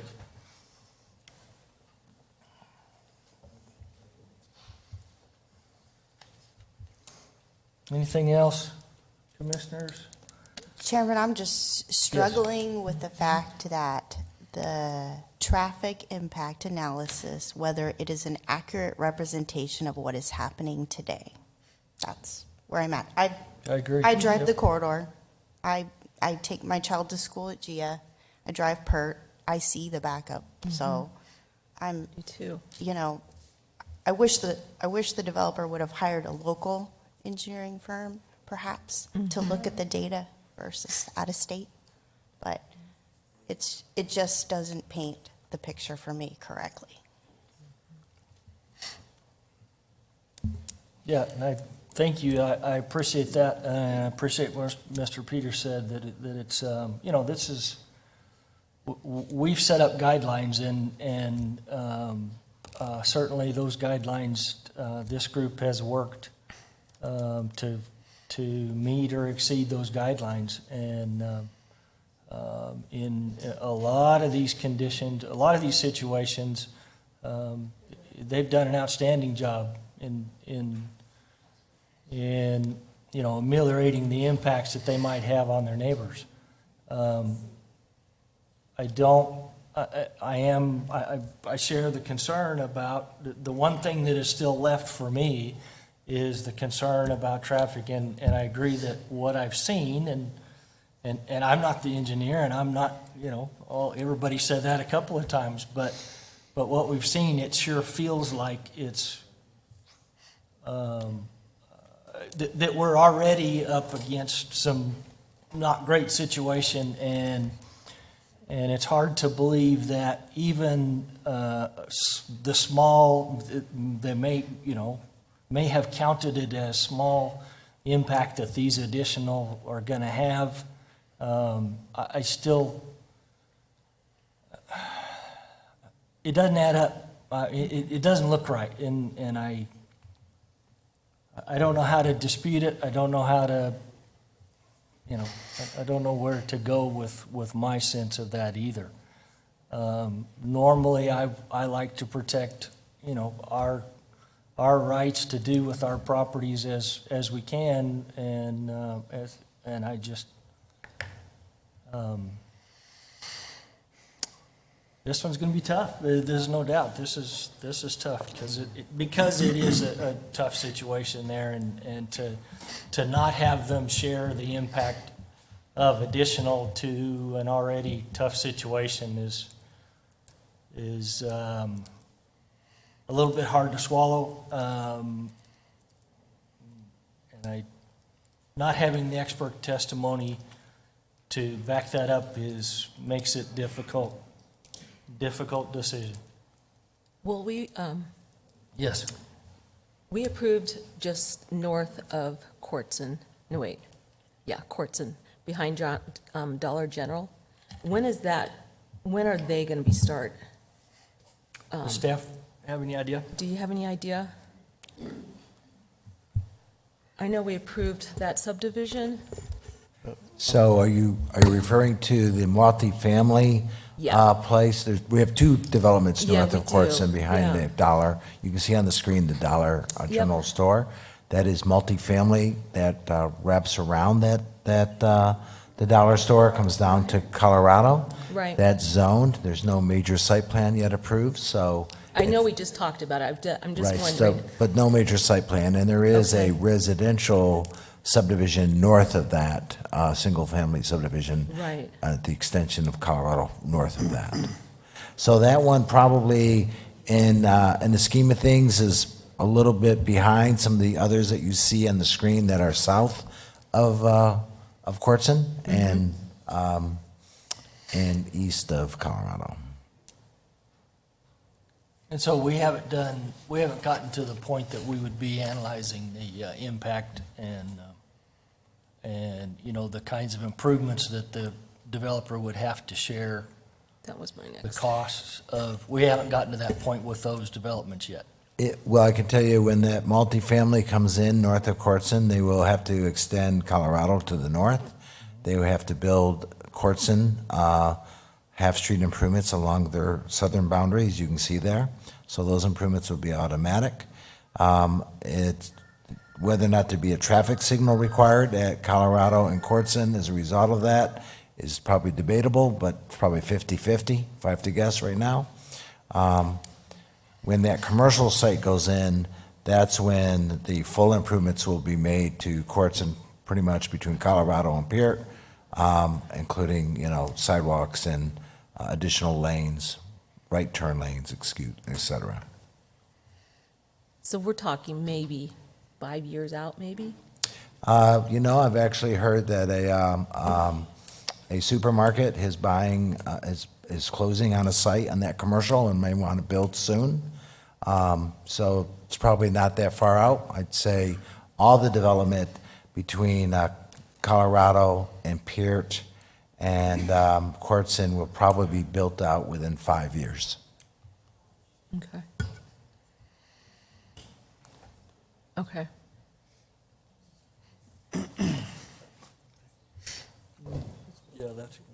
Yeah, that one doesn't, Yeah, the other one's going to be tough. And then, let's go back. Let's go to Courtson and Treckle. We have that other subdivision coming in across the street from, so it'd be the northwest corner, correct? Yes, that would be Lane Farms. Yes. And when do we think that's going to be starting? That's in a floodplain, so it's going to a FEMA review for modification of the floodplain, Okay. which probably will take 18 months. So that one's kind of delayed. Okay. So I think that one's going to take a little bit longer. Okay. That one actually is owned by the same developer that owns the Red Diamond plat. Okay. So I think that developer will move forward with Red Diamond plat first, before the Lane Farms. Okay. I'm just trying to get a picture of everything that's coming, because I know we've talked about it a lot in the last year and a half. So the one you're asking about is? Is over here, yeah, because I know we've approved that, because that goes all the way to Pinal. Zone change? Yes? Yeah. Yeah. Well, there's a long way to go. No, but I'm By just saying, then, I'm just yeah. trying to figure out when these developments come in, that's when we're going to be able to get the streets. So I'm just trying to figure out what the time frame is, just to get a better Right. time, you know? No, I hear you, and It's not going to help out what's now. I'm just trying to right. kind of get a global picture of what's coming in, because there's a lot coming in to this area. I mean, Well, it's empty and in the middle of. right, Yeah, no, I get so it. naturally, it's going to be, and I guess my hangup is, my sense is that this would represent a next step up of needing to share the cost of Correct. doing something, Right. right? And I don't know, but here, the experts are telling me that it's not, and so it makes it very difficult for me to, yeah, do I go with the counts, or? I just know this road is horrible right now. It's just absolutely horrible. Well, and I guess the question the developer would say is his isn't gonna make it horribler, but I just can't, I just can't wrap my mind that it wouldn't, you know, that we're not at a point that it wouldn't be fair and appropriate to share the cost of making those road improvements to that. You know, and so if I turn it down tonight, the engineer's gonna come back and say the next time that it's still doesn't come up to that level, and then, then what do I say? Chairman, Yes. I absolutely believe this is not just a developer problem. This is a city's lack of infrastructure problem. You know, this is a combination of many things. So I do completely agree that a capital project could be done with the help of some development funding. Well, that's.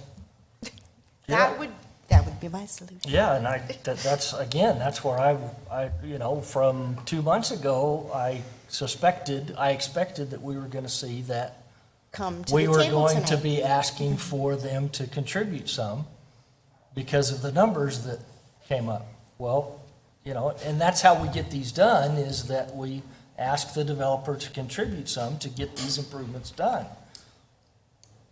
I just can't wrap my mind around that it didn't come to that level, because And we're already. But we tabled it in October. We did. For additional information. I know. Which we were provided. I agree, we were provided, and I just.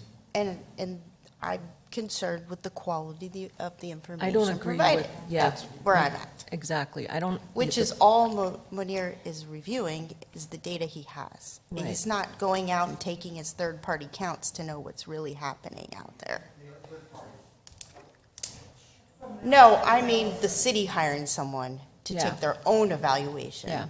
and know what's happening. That's where I'm at. I'm with you on that. I just don't think it was in-depth enough. An hour, in the morning and an hour at night, when it's really not the peak time. I mean, it's really not.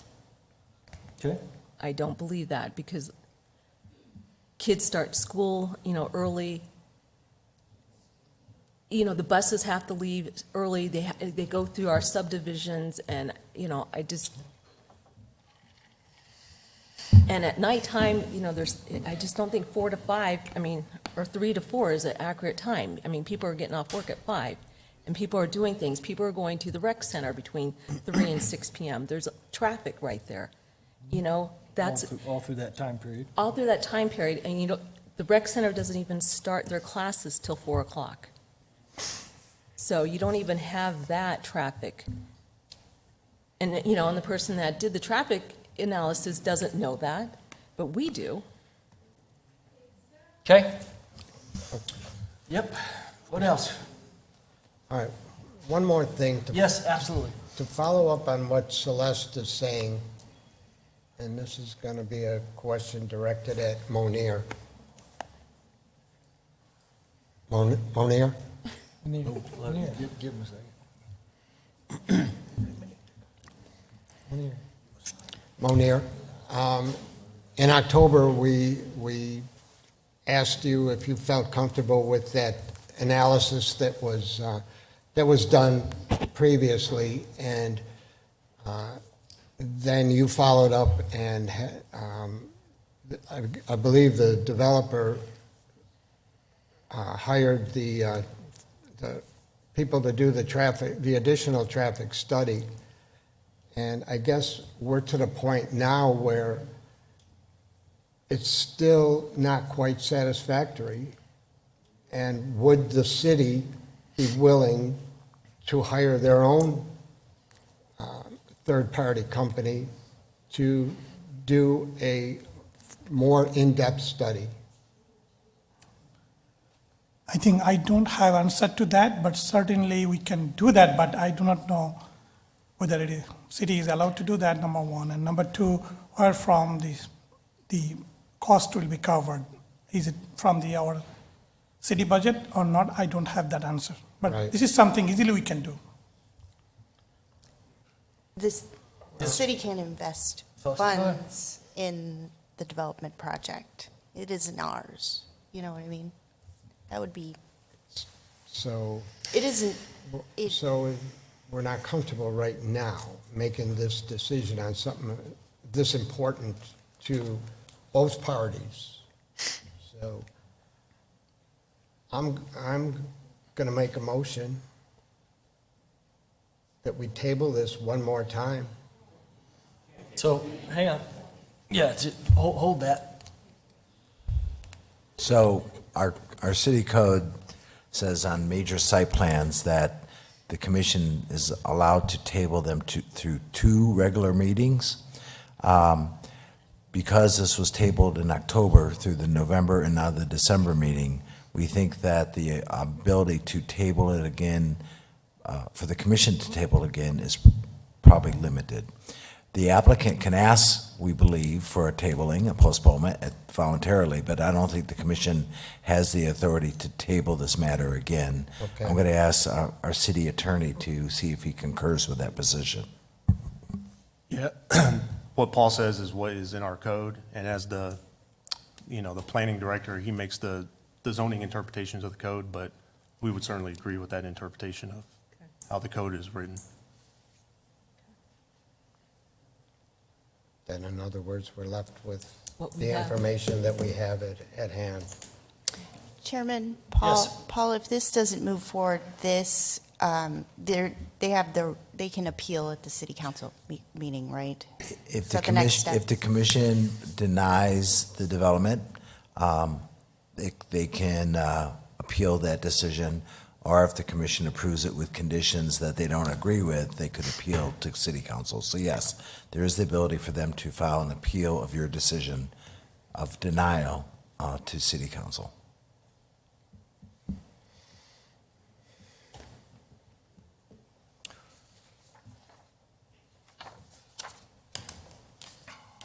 So, So I rescind my motion. yes. Thank you very much.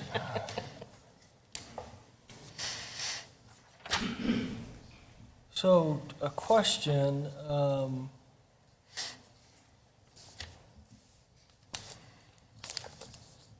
the Colorado Street is 2 lanes? Somebody's made a comment about being just a half, one of the roads is just a half. The existing Colorado is a major collector with travel lane in each direction with a consistent median middle turn lane. Okay, that's what I thought. The half-streets that we're discussing was like when the Red Diamond development moves forward and they extend Colorado, they would have to just build essentially the west half, which would be 2 through lanes, through lane north and south, and not the turn median. Gotcha, That would be thank you. put on That's- later. That sounds right. So that to the south. Yes, that's Yeah. the Okay. extension to the And south. yeah, Courtson is one, on the south lane is one lane.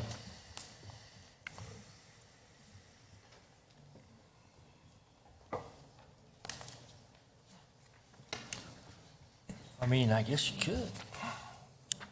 You could ask them to do add the lane on Courtson.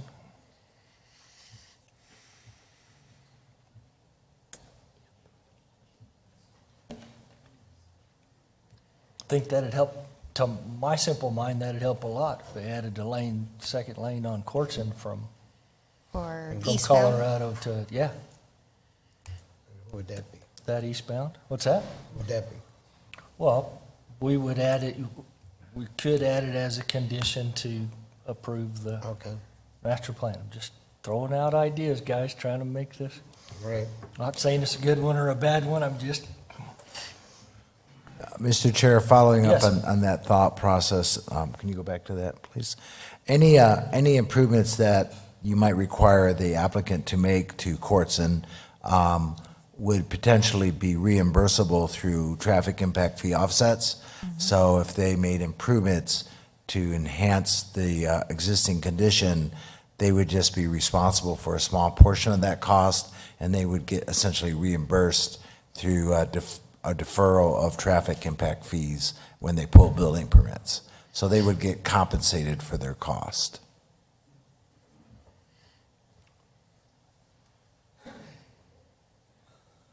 The unknown is whether the right-of-way exists for Courtson to be widened. It's section line right-of-way, 33 feet. There's not dedicated right-of-way south of the section line, but there is 33 feet of declared roadway easement. There's not enough room. There's no room. Mm-mm.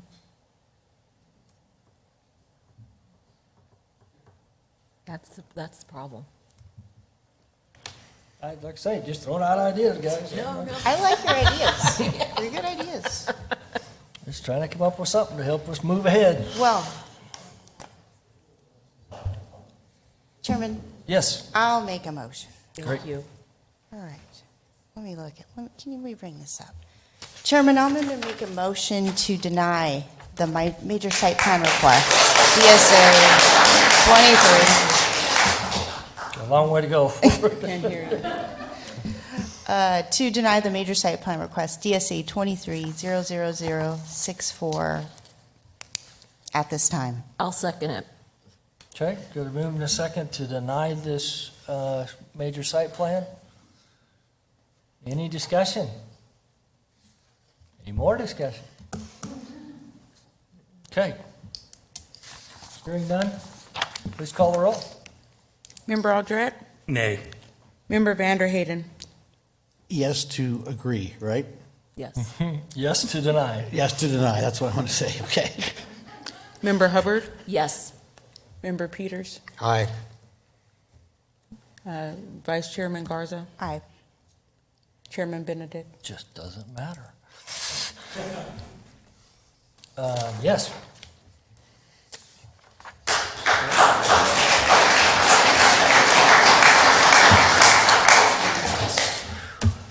Okay, motion denied. Applicant denied. Just to be clear on the record, the Yes. motion wasn't denied. The motion was approved to deny Correct. the application. What he said. Yes. Just want to make sure it's clear for the record. Yeah. The motion to deny was approved. Correct. Right. 5-1. Okay. Right, we denied it. You break? Okay. Okay, yeah, we're Yay. well into time. We're gonna take a 5-minute break. That was a rough one.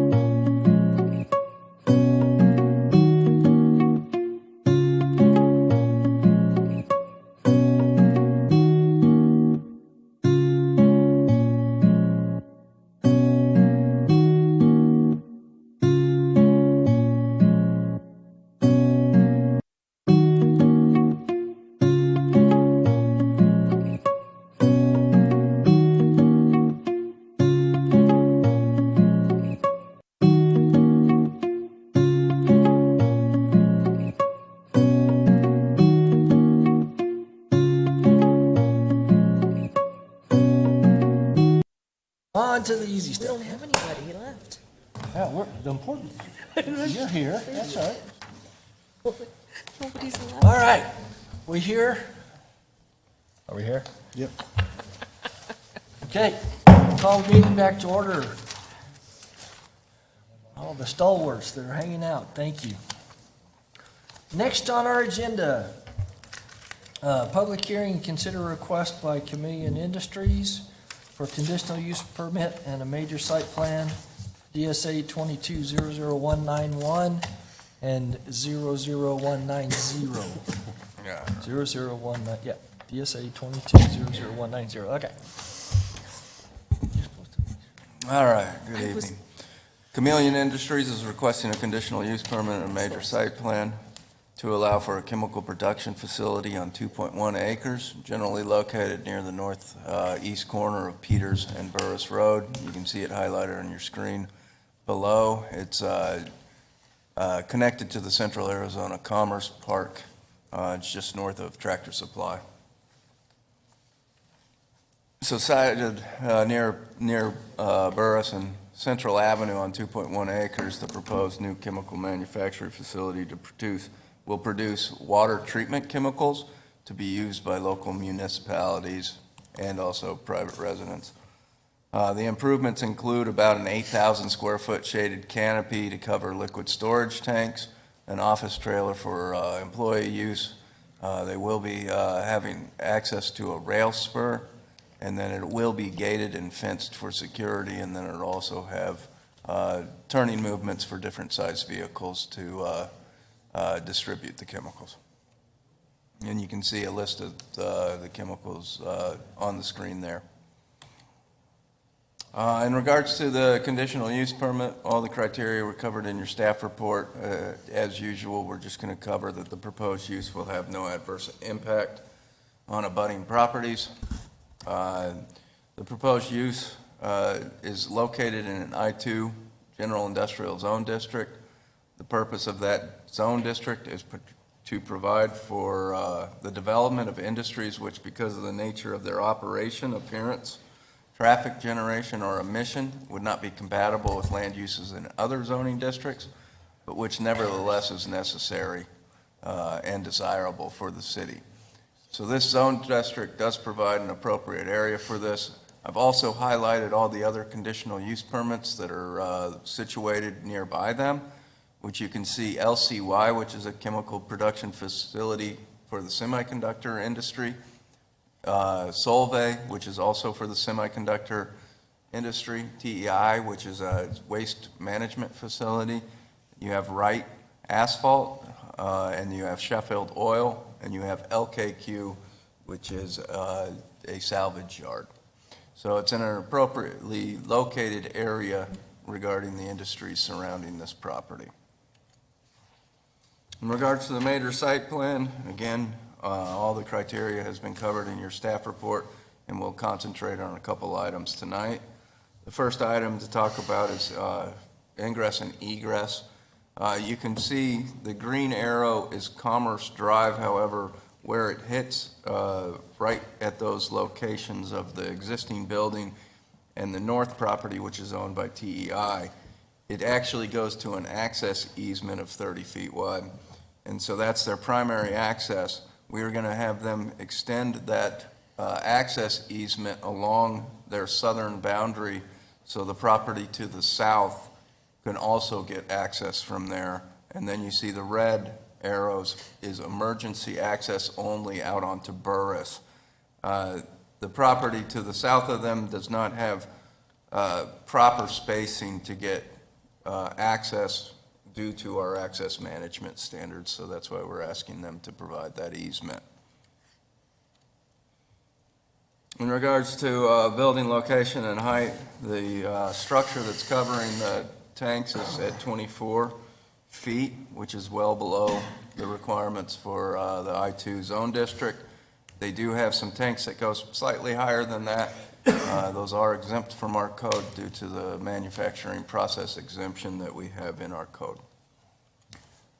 And then as far as the conditional use, and we are requiring that, as we have with all other similar projects, that they provide a block wall to, along any street frontage, to make sure they lessen the impact of the aesthetic looks of the industrial area.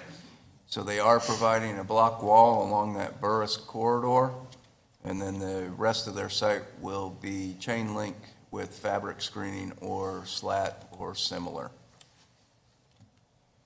In regards to public hearing, we met or exceeded all requirements, and we did not receive any comments on this particular project.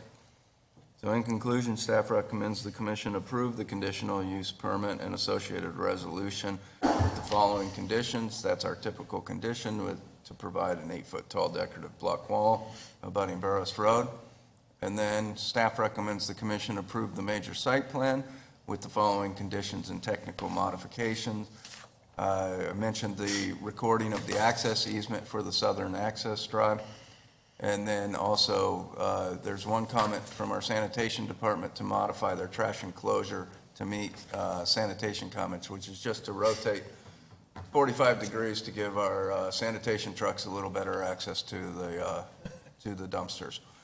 And then also at time of site development permit submittal, provide railroad crossing protection that complies with Federal Railroad Administration and DOT requirements. There is that rail spur that goes down that I pointed out earlier, and it does cross through their access entryway. And we've been asking that of all the other groups that cross that rail spur. And then the second one is indicate the proposed driveway will meet MAG standard detail, which would be covered in the site development permit anyway, probably. I'd be happy to answer any questions. Commissioners? Yes. I have a quick question. Joe, the access easement, is it a public street or is it just a driveway? It is, the access easement's written to get access out into actually both of these parcels at one point, but I think it terminates kind of at their boundary, so we're going to have them extend it across all the way to Burris Road and provide access directly to the person to the south.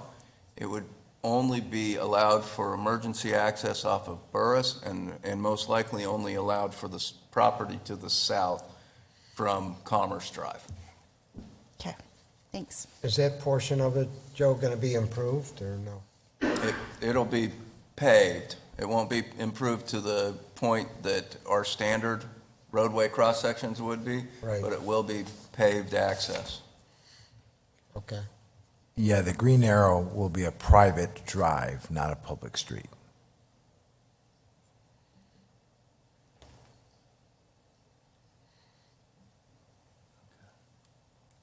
Any other questions?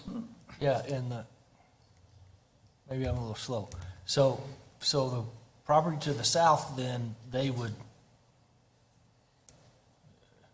have the right then to come up and use that road to go west to Burris. Only for emergency. So that access point out to Burris is only an emergency access route. So, okay. So their primary access into the site would be the green arrow. They could potentially also propose, it's somewhat irrelevant to this conversation, but they do have the ability to also put emergency access out onto Burris or to Peters if they choose. But their principal access will be the green arrow. Okay. So that yellow can move to any portion of their site to get access to that green arrow, but that's going to be their access to their site. Okay.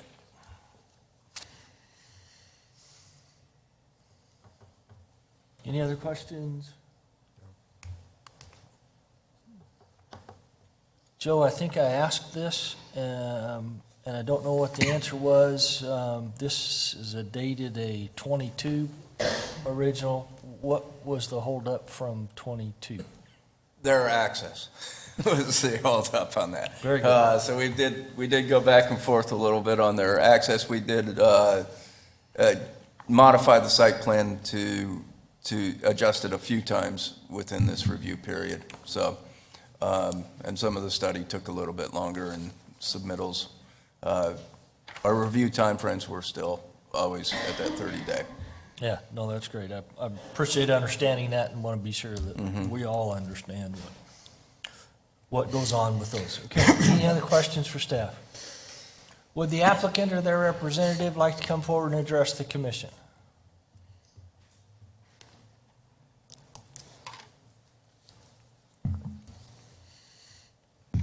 My name is Chris Anderson. I'm a project manager for Chameleon Industries, working with the team of architects and civils and the staff of the city to get this project approved.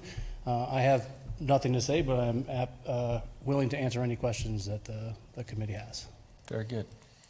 Thank you for being here and sticking it out through the I long learned session. a lot. I learned a lot. Any questions? A couple questions. How many employees do you expect to have when it's operational? The site is built for capacity that could have up to 15 employees right now. And then future growth plans could have that get to up to 20 employees. Okay, great. And then how is the shipping of the materials going to be handled both in and out? Yes. There's only 3 materials that'll be handled on the site. City water, of course, is one of them. There is a powder called aluminum trihydrate that comes in through the rail spur, so that'll be in and out on rail cars with bottom dispensing units. Okay. And then the final will be tanker trucks that come in with sulfuric acid. Those 3 ingredients are put together to make aluminum sulfate, which is alum. It's used for water treatment. And of course, we hope to be able to sell that product to Casa Grande and all the surrounding municipalities. Okay.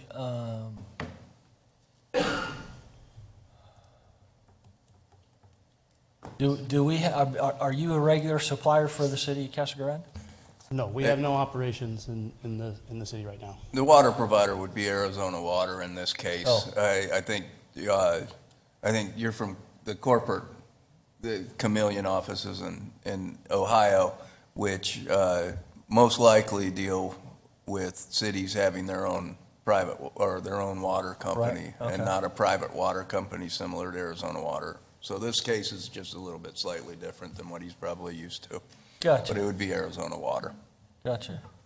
So we don't know whether there's a contract with Arizona Water or not. So on the business development side, we've looked at all the public city bids in the area, and I don't know which Okay. cities go together and go to which companies, but that's what we'll be doing, is placing public bids for Gotcha. those projects. Okay. Are you, Go ahead. are you located in the state at all today?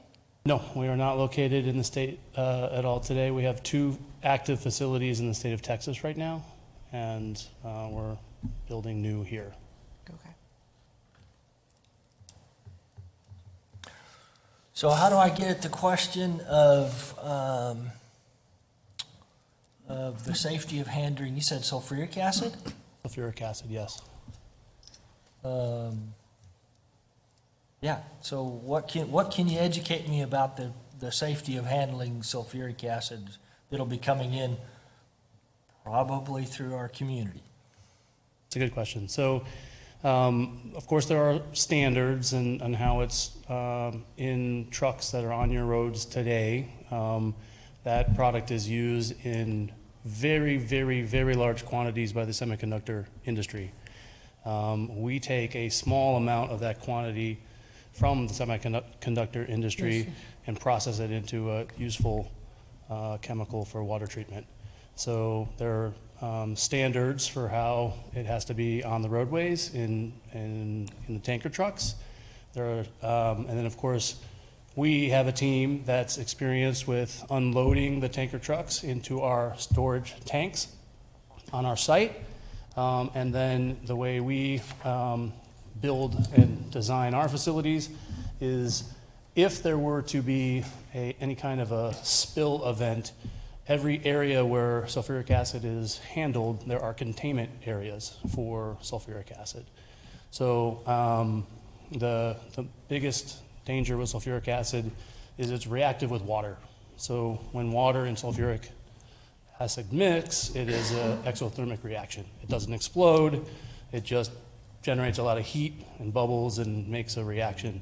So we have areas that are contained to be able to deal with that if any kind of a spill event were to happen. Great. How many deliveries of sulfuric acid are you expecting to have? You know, how many a day? How many whatever? How many trucks a day? How many trucks a year? How many? Something like that. I don't want to quote the wrong number. It was submitted in our traffic analysis, what the truck inflow and outflow is on the site. On a weekly basis, it's somewhere in the neighborhood of 20 to 30 trucks that will come in a weekly period. In and out.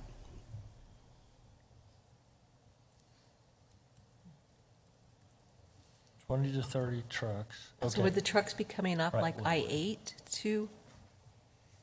I don't know the pattern that they'll be coming from at this time, but all the sulfuric acid that we'll be bringing in will be coming from local semiconductor industry. So I'd have to map that and see how it would come in.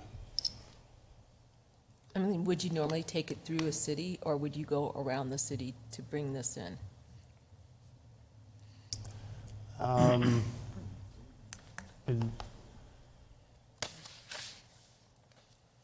Yeah, I don't know, like, it's delivered to cities, right? So, you know, those trucks are generally on the roads to be able to be delivered to water processing facilities and, Right. and things like that.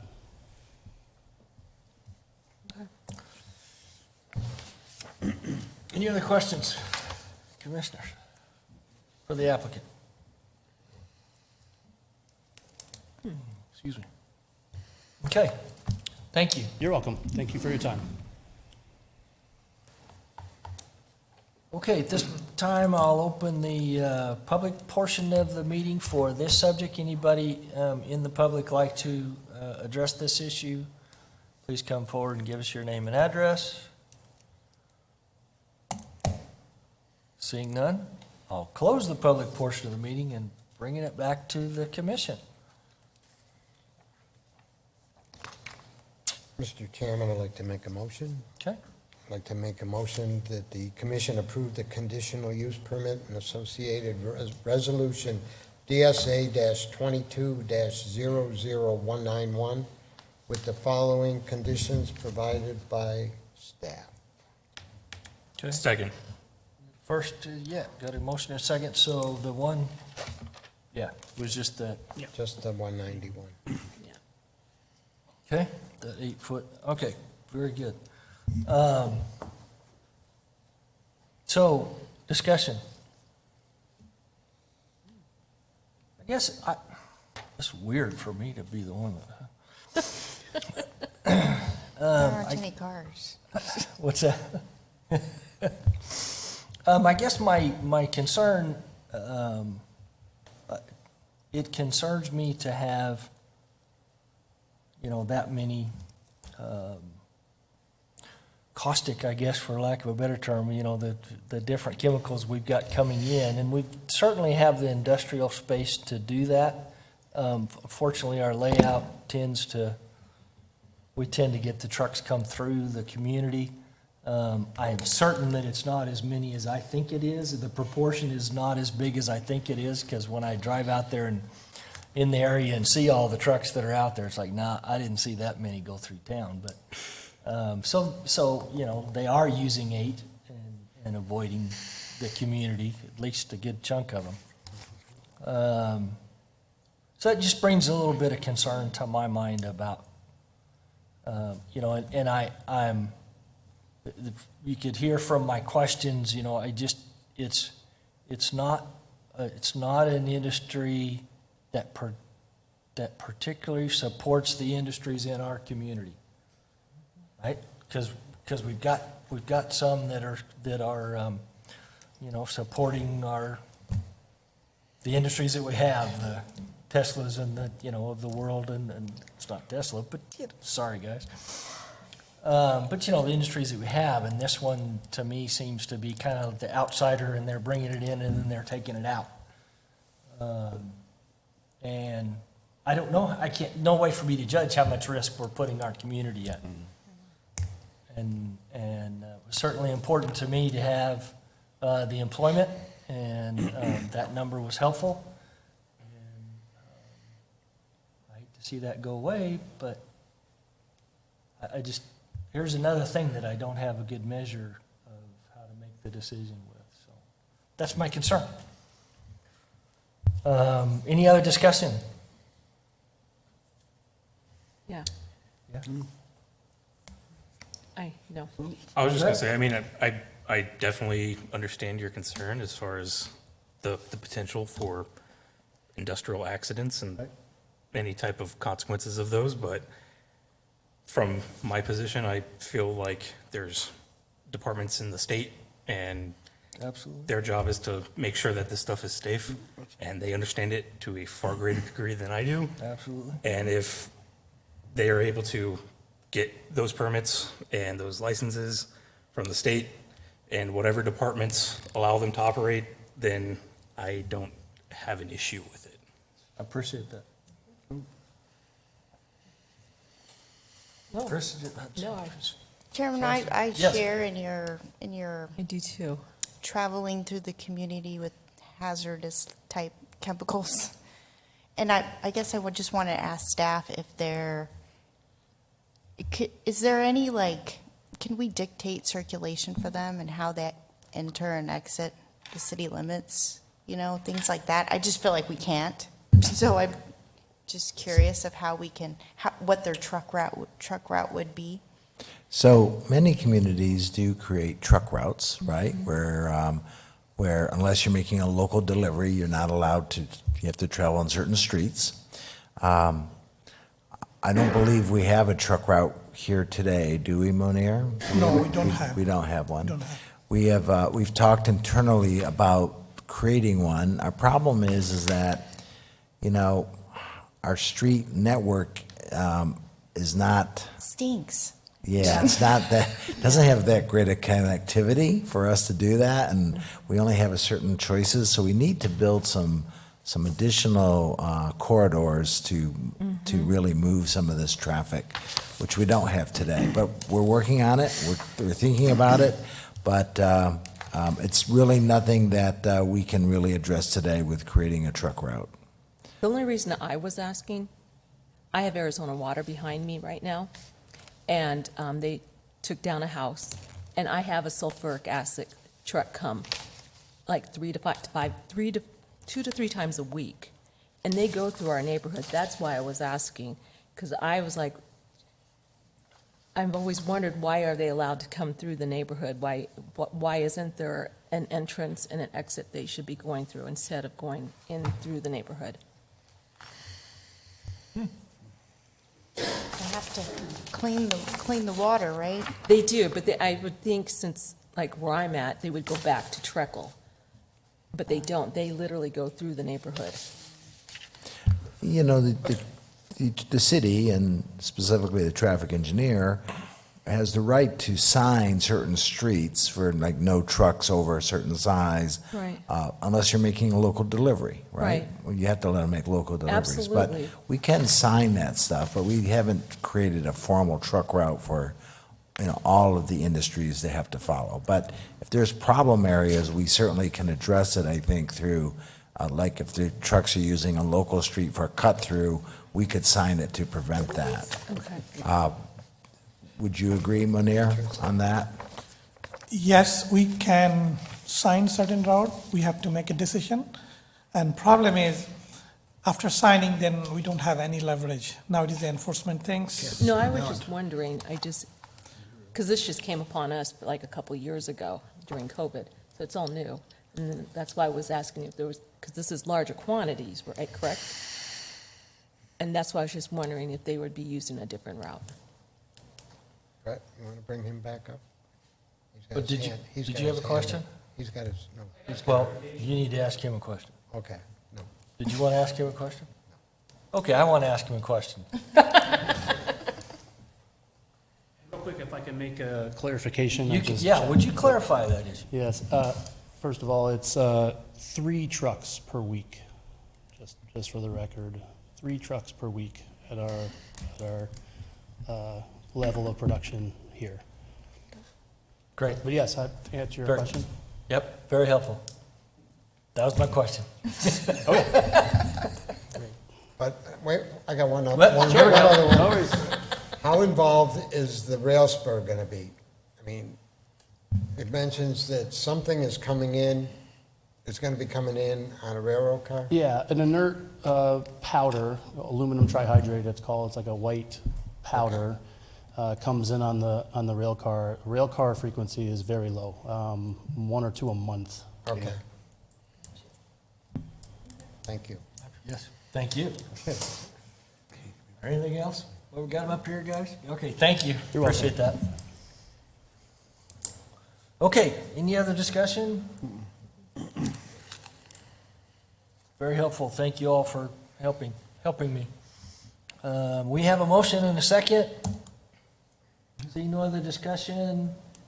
Please call the roll. Member Aldrat? Aye. Member Vanderhayden? Yes. Member Hubbard? Yes. Member Peters? Aye. Vice Chair Garza? Aye. Chairman Benedict? Yes. Yes. Mr. Chairman, I'd like to make a motion Yep. Please. to approve the major site plan DSA-22-00190 with the following conditions and technical modification as presented by staff. Thank you. Very good. I have a motion. Second. Thank you. Tolerate second. Any discussion? Seeing none, please call the roll. Member Aldrat? Aye. Member Vanderhayden? Yes. Member Hubbard? Yes. Member Peters? Aye. Vice Chair Garza? Aye. Chairman Benedict? Yes. Thank you. And good luck with the project. Get those people employed, all that good stuff. All that good stuff. Okay, next, public hearing and to consider a request from NRS Logistics, a conditional use permit DSA 230090 and major site plan DSA 230089, and Joe's on again. NRS Logistics is requesting a conditional use permit and a major site plan to allow for a logistics and freight management facility for high-purity industrial chemicals on approximately 40 acres of land, generally located southwest corner of Illinois Road alignment and Ethington Road alignment. You can see it highlighted on your screen. If we were looking at an accurate aerial of today, you'll see Kohler facility and Vickrell facility right across the street from it. So just to the east.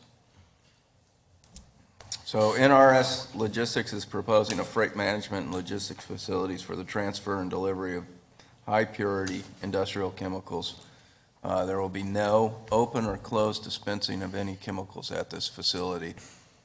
So the areas of business is going to be chemical logistics focusing on semiconductor and electric vehicle industries, chemical warehousing service, which is the handling of sealed cylinder drums, bottles, and totes, inbound and outbound of chemicals by trucks and by rail, and a tank service depot for the maintenance of the ISO tanks. And you can see an example of the ISO tank on the screen there.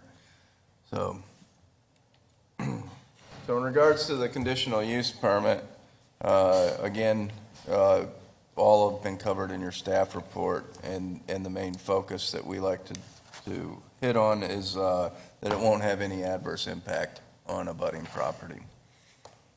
The site's located again in an I-2 industrial zone district. Purpose of that zone district is to handle uses similar to this. I won't read through the whole thing because I just finished doing that in the last one for you. You can see here on the map, up north, we have a manufacturing facility that's in talks right now. It hasn't officially been submitted yet. We have the Wallbridge site, which is to the northeast of it, which is slated to be an industrial spec and distribution center. Straight across the street is the Kohler project, and right next to Kohler project is Cheng Chung Industries, which is a semiconductor chemical industry as well. In looking at their site, you can see on the north side is rail. You have 3 future warehouses. You have fire access, the employee parking, you have the office, the initial warehouse, the gate a gate for security. You have the service depot, which is where they work on the ISO tanks that I mentioned earlier. Phase 1, ISO tank storage, and then you have future ISO tank storage.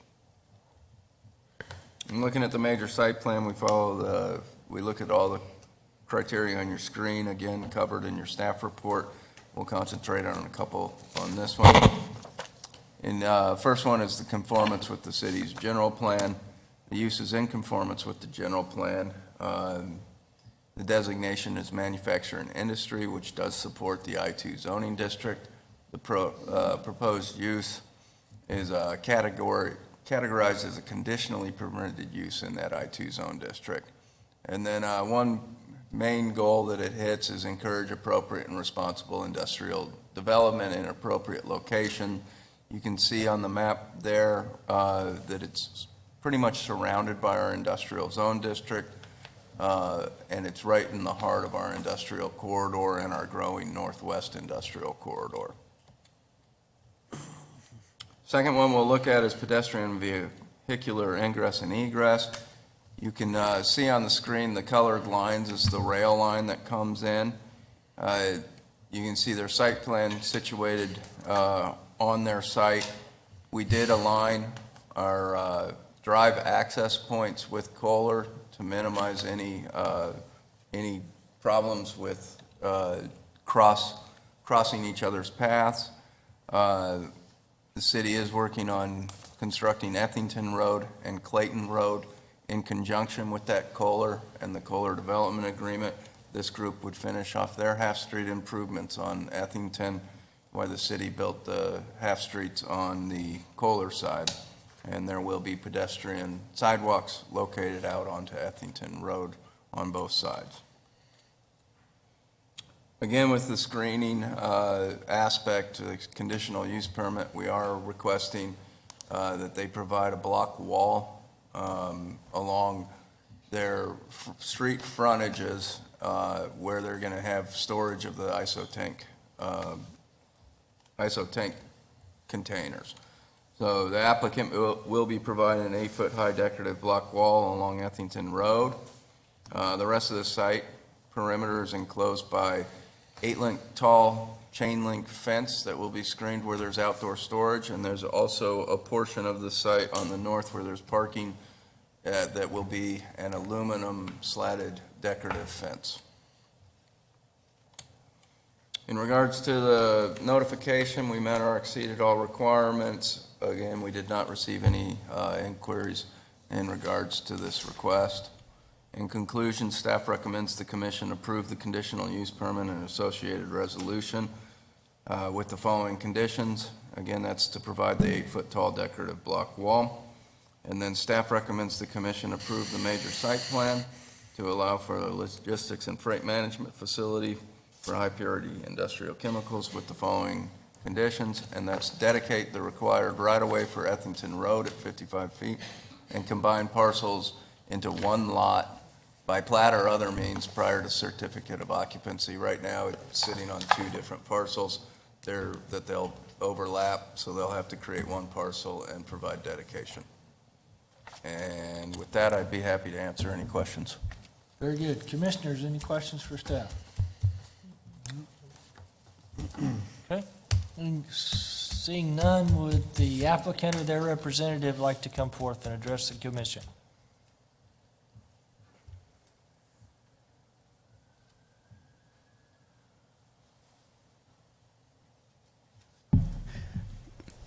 Good evening, Commissioners. My name is Leo Marin with Deutsche Architecture Group. We represent NRS Logistics, who's here today, and Tony Martinez is here with me. I really had nothing to add to that, but based on your questions on the last project, I can answer any technical questions as it relates to the building, site design, or anything like that. But if any of the operational questions, I'm going to let Tony handle it, as he's more familiar with their operations there. Okay. Does anybody have any questions? We got a name. Did we get an address? Oh, I'm sorry, 4600 East Indian School Road, Phoenix. Very good. Thank you. Sorry, we got to, dot No, the i's. no worries. Commissioners, questions? You guys always make me do this stuff. Okay, help me understand the volume of this business. So, how many, you call them ISO tanks? How many ISO tanks would be capacity at this site? About 1,200 would be at full build-out. Phase 1 would be the shaded area on your screen there, and that handles 540 isotainers. Okay, great. Okay, and then, so that represents how many trips in and out? You're not doing any mixing or anything, you're basically just storing it and then shipping it to a... Correct. another We place. bring them in from the suppliers, whether it be overseas or domestic. We store it for them. Okay. And they call out for delivery to their end users, and it could be any customers here in the Casa Grande area, as you're aware of the growth that's going on there, along with some of the end users in the valley. Okay. So phase 1, roughly 15 to 20 per week going in and out, not just tanks, it would be dry trucks also. We have the warehouse that we have non-bulk storage in there also. So combination of tanks and trucks would go in and out, about 15 to 20 trucks per week. Okay, and you say dry storage, that's not in those tank, the ISO tank? The warehouse itself is going to be a storage for non-bulk packaging. As Mr. Horn mentioned, we have drums, IBCs, and bottles, if you may, cylinders. So Okay. those are stored in the warehouse, and the tanks are stored outside. Okay, what's my other right questions? How many employees? Phase 1, we have 25. Full build-out, we'll have 90. That's pretty good. That's great. Okay, do you have any current contracts with, who do you have current contracts with? Names that I might know. I mean, you don't have to tell me something that I, particularly as you've heard, I'm interested in local. Overseas, we have a business with the current customers that are coming in here to Casa Grande, the major CCPs and Cantos and Solvays. We currently here domestically don't have their business, but overseas we do. And they are the customers that ask us to follow them here into the valley, so to utilize our services here also. Okay, so your target would be for, would they be local? Yes. Folks, or, and when I say local, I'm not talking about up in the valley, I'm talking about Casa Grande. Yes, Solvay. the Solvays. Gotcha. Cantos, LCYs, all of those chemical industries moving in here. Very good. That's our targets. Super, thank you. We also have the EV manufacturers also that they use a lot of their raw material to make the batteries for their electronic vehicles. Oh, interesting. Okay, great. Thank you. Okay, I did my round. Come on, commissioners. Anything else for them? You're doing good. You good? You're our Yeah. chemical expert. Yeah, Yeah, right. you are. No, I'm Dang. not. That's why I'm asking the questions, because I don't You have a will- clue. You will be then. I have no clue. I have no clue. Very good. Hey, anything else? Thank you. All right. Thank you very much, appreciate that. So, now we'll open the public portion of the meeting. Anybody from the public like to address this issue, please come forward. Seeing none, I'll close the public portion of the meeting and bring it back to the commissioners.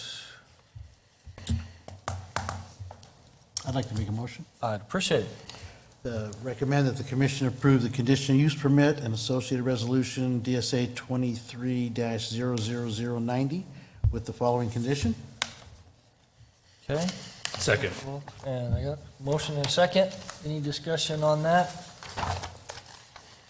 Seeing none, please call the roll. Member Aldred? Aye. Member Vanderhayden? Yes. Member Hubbard? Yes. Member Peters? Aye. Vice Chair Garza? Aye. Chairman Benedict? Yes. And Chair? next, yes. I'd like to recommend that we approve the major site plan for that also, DSA 22-0089, to allow the facility with the following conditions about the right-of-way prior to the certificate of occupancy. Okay, and I'm sure you There's meant, I'm a- sure you meant 23. Yeah, there's a 23. typo on that one. Oh, I did. I might have missed that one doing my presentation, sorry about that. One Copy page and is paste, better get than you in the trouble, buddy. The chemicals got to it.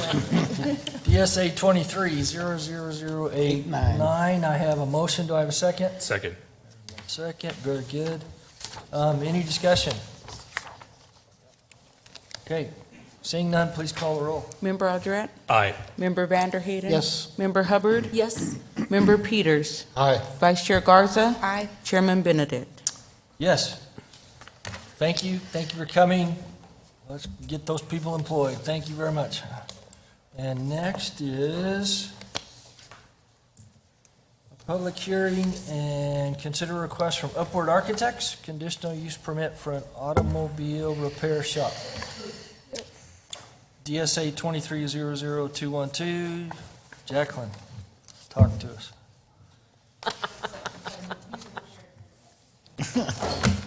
Don't let him go. Jeez, make him stay and listen. He's running. And he's not hearing any of it. I mean, we're giving him a hard time. All right, good evening. This request is for a conditional use permit for automobile repair shop, Brakes Plus. It's located within the Lowe's Shopping Center. The site is zoned plan area development and allows for uses within the B1, B2, and B4 zoning districts. And within the B2 and B4 zoning districts, automobile repairs are conditionally permitted.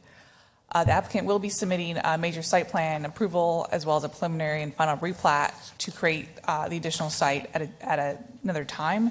But this is their preliminary site plan that was shown with the conditional use permit.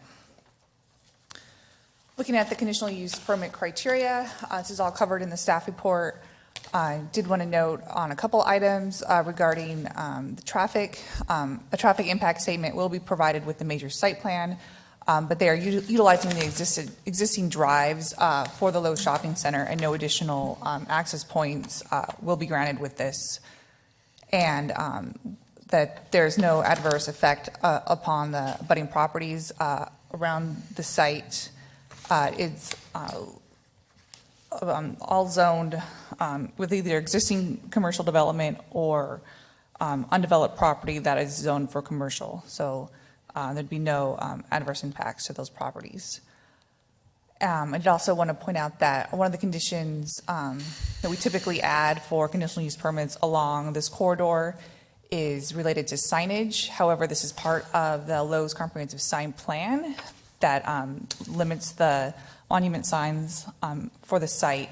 One thing that I did notice was that the sign plan did not address wall-mounted signs. So we added language to address that. And this is typical of what we've previously approved on sign packages along Florence Boulevard to address the four-sided architecture. So it's wall-mounted signage along the building facing Florence would have 1 square feet, and on all the other sides would be limited to 0.75 square feet. Regarding notification efforts, staff and applicant met all the requirements, and I did not receive any inquiries or comments. So with that, move to approve the conditional use permit and associated conditional use resolution for automobile repairs within the PAZ zoning district with the following conditions of approval. Happy to answer any condition or questions that the commission may have. Getting late. Great. Commissioners, any questions? No. Okay. Hearing none, would the applicant or their representative please come forward and address the commission? Good evening. Trish Flower with Upward Architects, 1155 West Rio Salado Parkway, Tempe. I don't have anything to add. I think Jacqueline did a great job of explaining it. It's just for the conditional use permit for your review, and if you have any questions architecturally or site plan, I'd be happy to answer. Great. Thank you. Questions? Great watching by our staff. You're good with the signage limitation that I assume so. We heard about it last week. I haven't heard anything negative from Brakes Plus, so I think they can work with that. Okay. Hope so. That's where we're going. All right. Anything, commissioners? Thank you. Appreciate you hanging in there with us. Okay, now open the public portion of the meeting. Anybody from the public like to address this issue? Please come forward. Seeing none, I'll close the public portion of the meeting. Bring it back to the commission. Chair, I'd like to make a motion. Thank you. I'd like to make a motion to approve the conditional use permit and associated conditional use resolution DSA-23-00212 for automobile repairs within a PAD zoning district with the following conditions of approval. I'll second. All right, got a motion and a second. Any discussion? Seeing none, please call the roll. Member Aldrete? Aye. Member Vanderhayden? Yes. Member Hubbard? Yes. Member Peters? Aye. Vice Chair Garza? Aye. Chairman Benedict? Yes. Thank you. Okay. Next, public hearing and consider request by the city.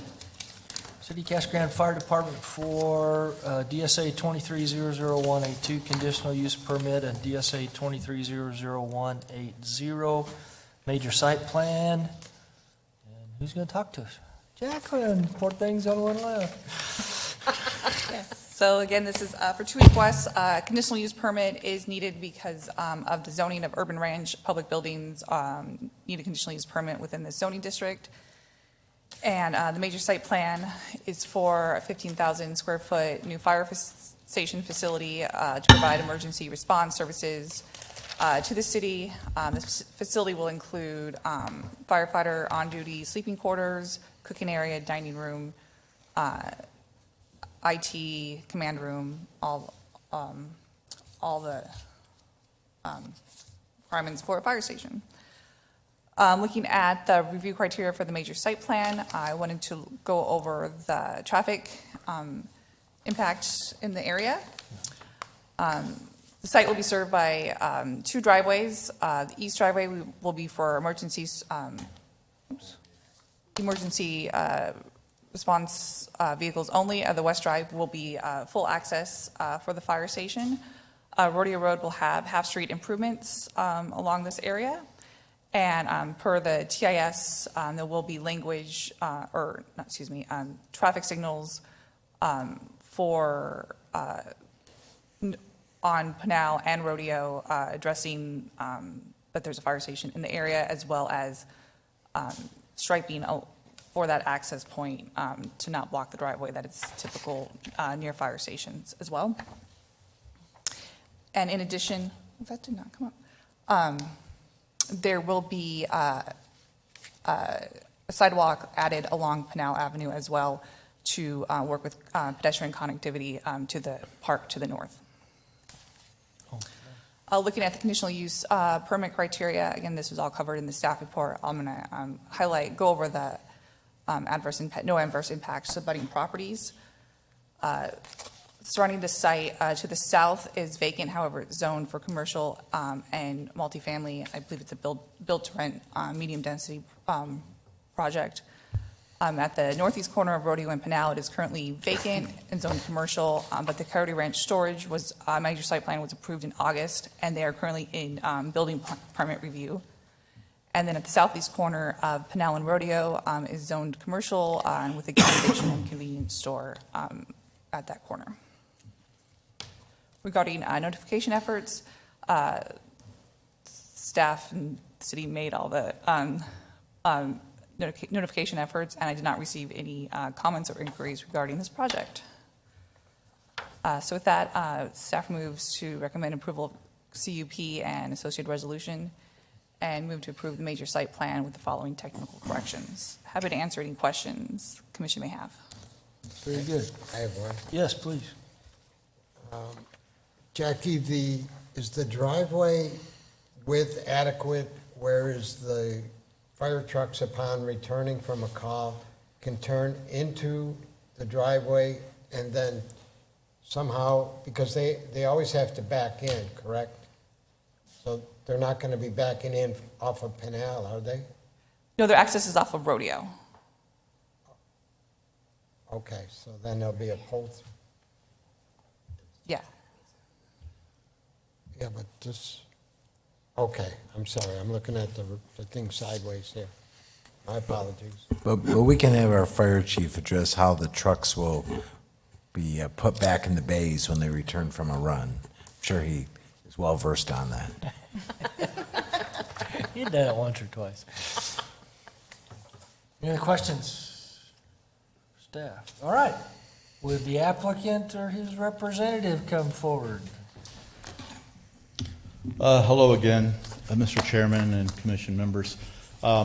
Dave Keene, Casa Grande Fire Chief, 377 East Val Vista. Also have representatives from CORE here as well, in case we have any technical questions. I appreciate you guys listening to this tonight. This is a significant, we talked a lot about infrastructure tonight. This is a significant improvement to infrastructure. We're adding a 15,000 square foot fire station with 4 bays, and then there's also an ambulance bay as well. NFPA, there's an NFPA requirement that they passed a while back that fire stations, typically the NFPA gets involved when firefighters get killed. Well, firefighters were getting killed by getting backed over fire engines. It's dangerous to back into fire stations. So this Fire Station 504 was designed as a drive-through fire station. They enter on the road on the side. They're supposed to come around and drive through. One of the problems with Casa Grande, again, is the infrastructure issues. We haven't built enough space for fire engines. So 504s, while it's supposed to be a drive-through station, because we had to close 503's temporary station that was at the airport for the last 20 years, we now have additional fire engines, so we're backing into 504s. This fire station, they'll enter on that road to the west, they drive in the back driveway, and they come in and drive into the fire station. So we're trying to eliminate any backing into fire stations. The ambulance bay has the same design. You will drive into the back, into the parking lot, and drive into the station, so you'll drive forward into the station.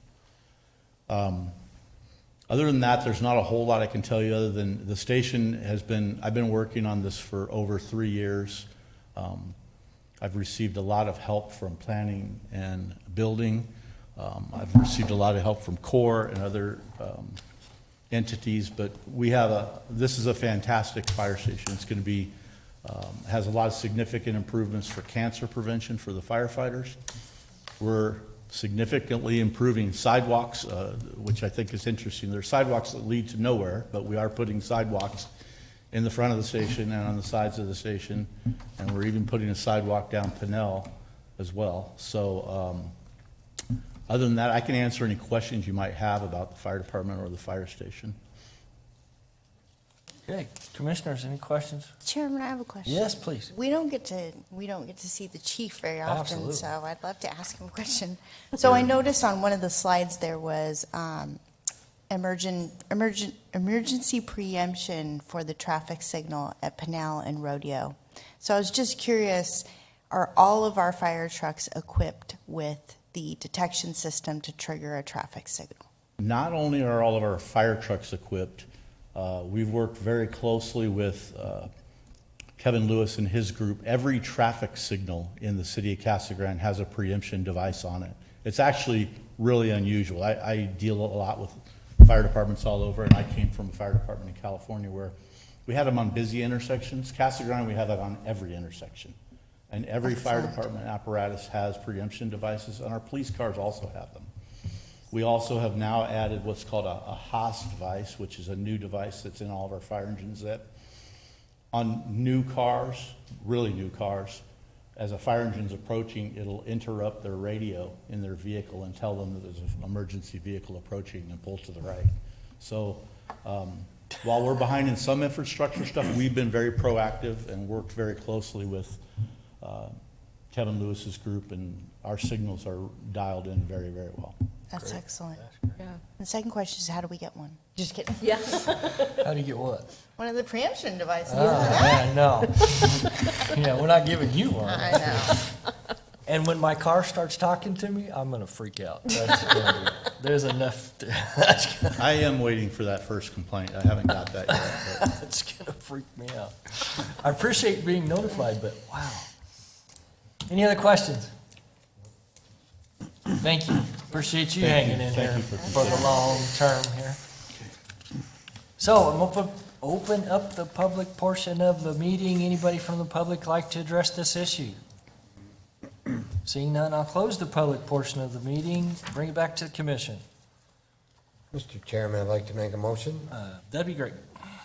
that the commission approve the conditional use permit and associated resolution DSA-23-00-182.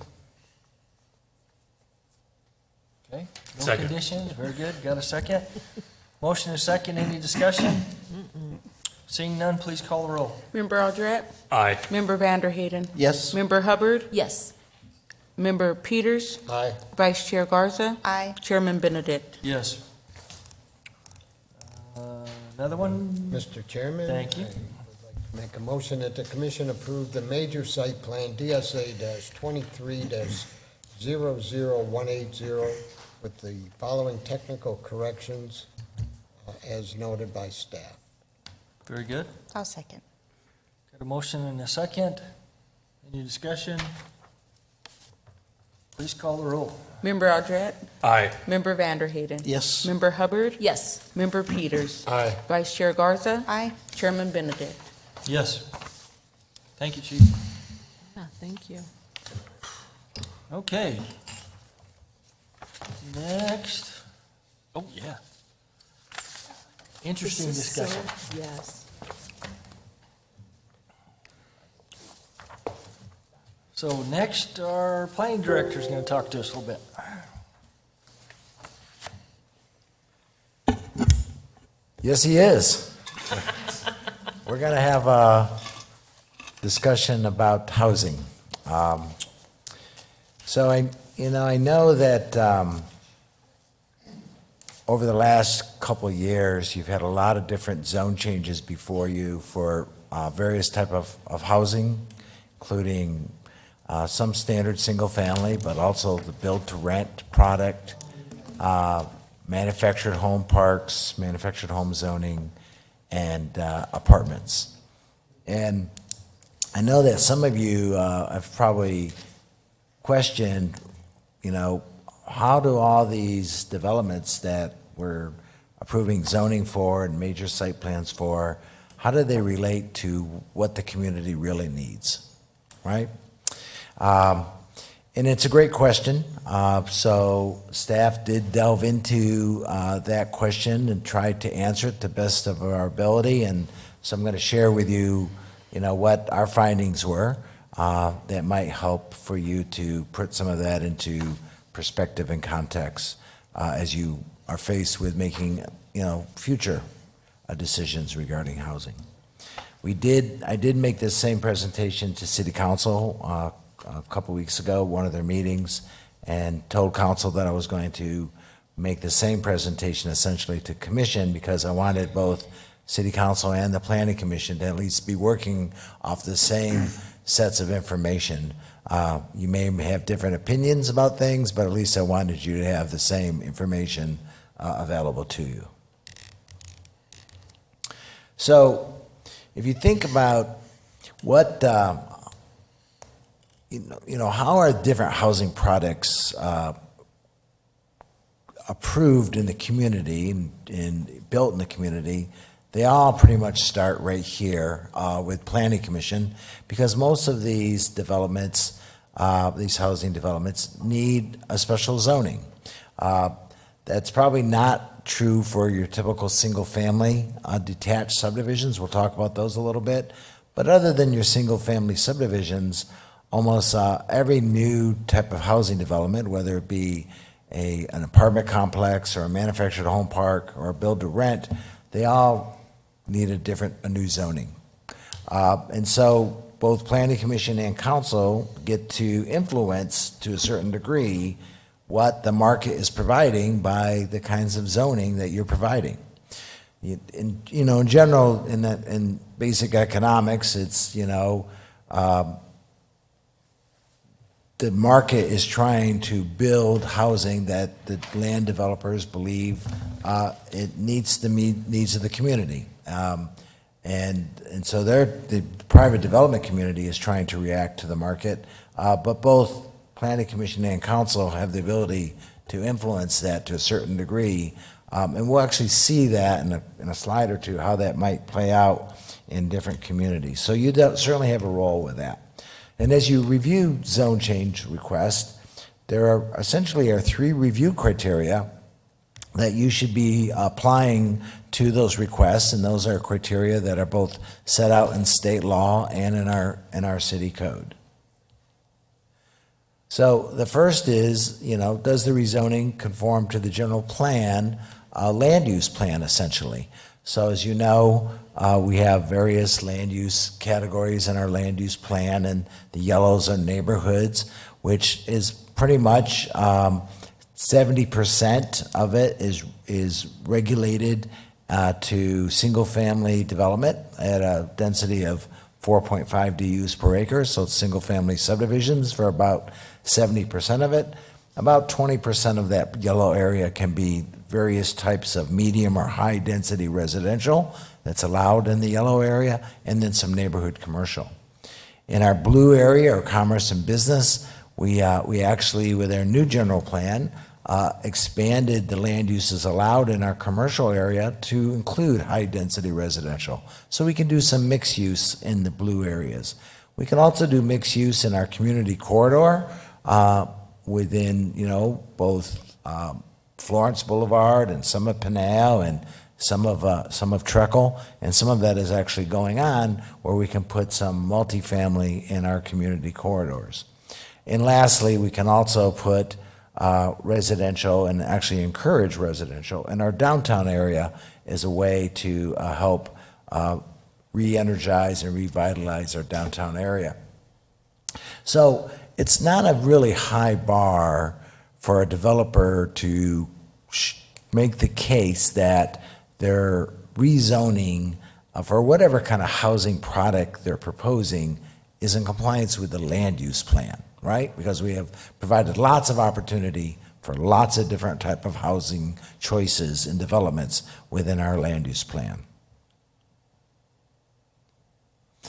The next review criteria is the actions consistent with really the goals, policies, and guiding principles of the general plan. So therefore, in that case, we've now provided some more specific kind of guidance and goals.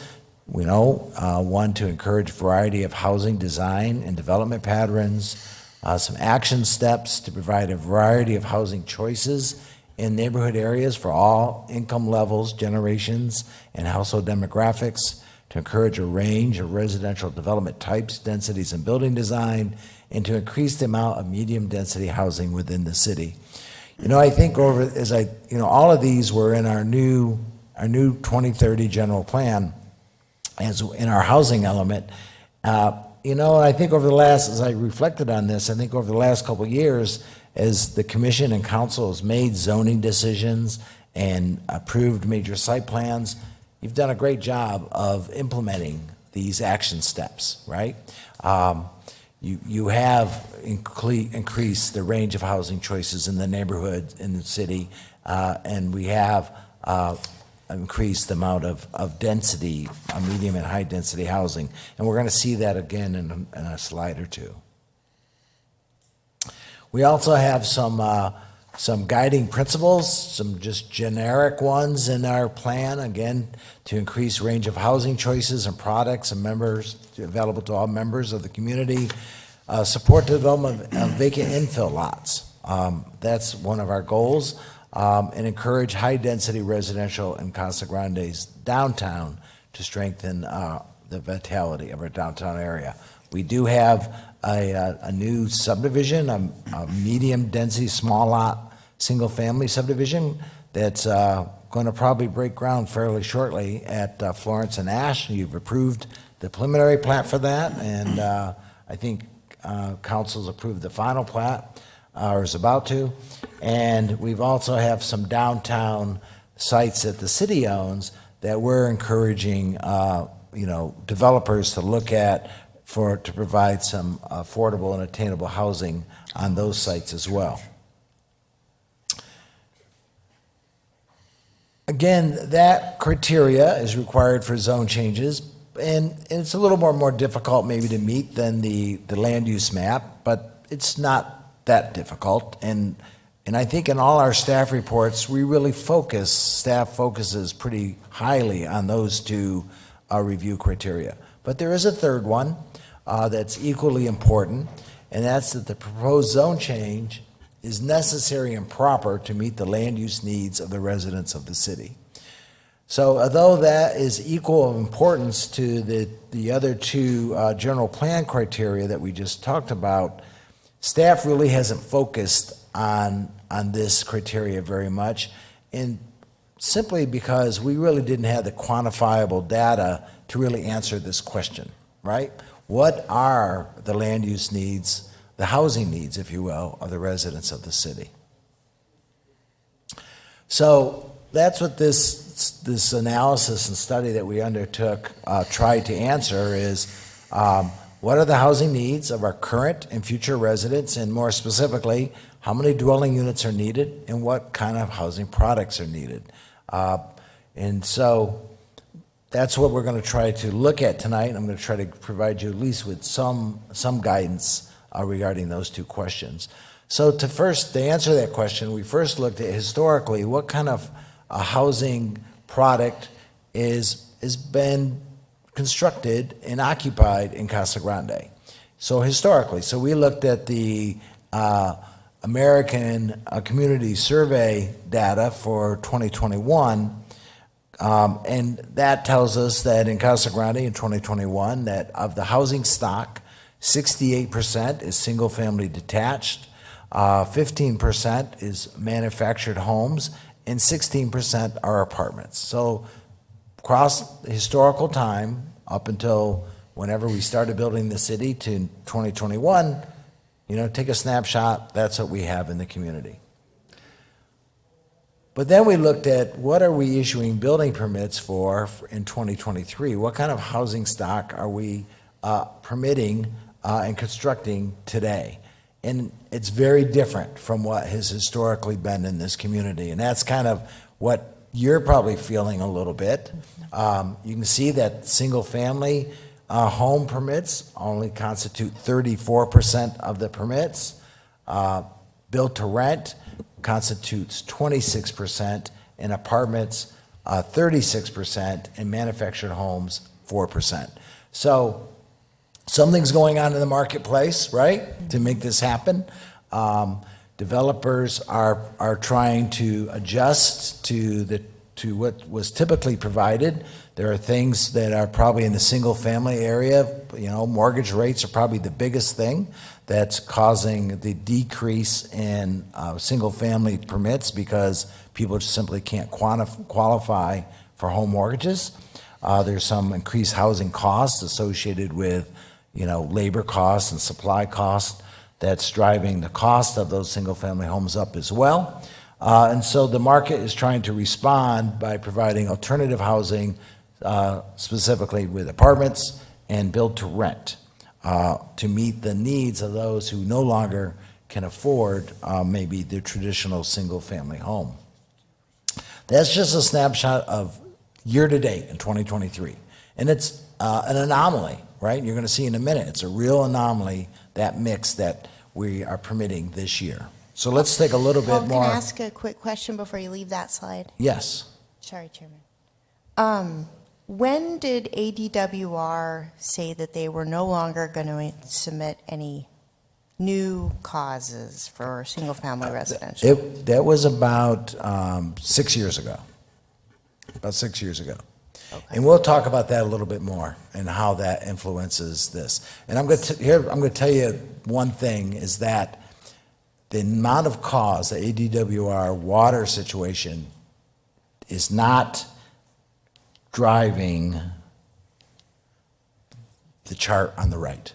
It's not driving the decrease in single-family permits. Eventually it will. Eventually it'll go to zero, right? But that's going to be 30 years down the road. But today it's not driving it. What's really driving it is mortgage rates and housing cost, in my opinion. And I'll show you the data that probably proves that as well. So let's take a little bit longer viewpoint of what we've constructed for housing in Casa Grande over the last 10 years. And so this bar graph gives you maybe a 10-year look at it.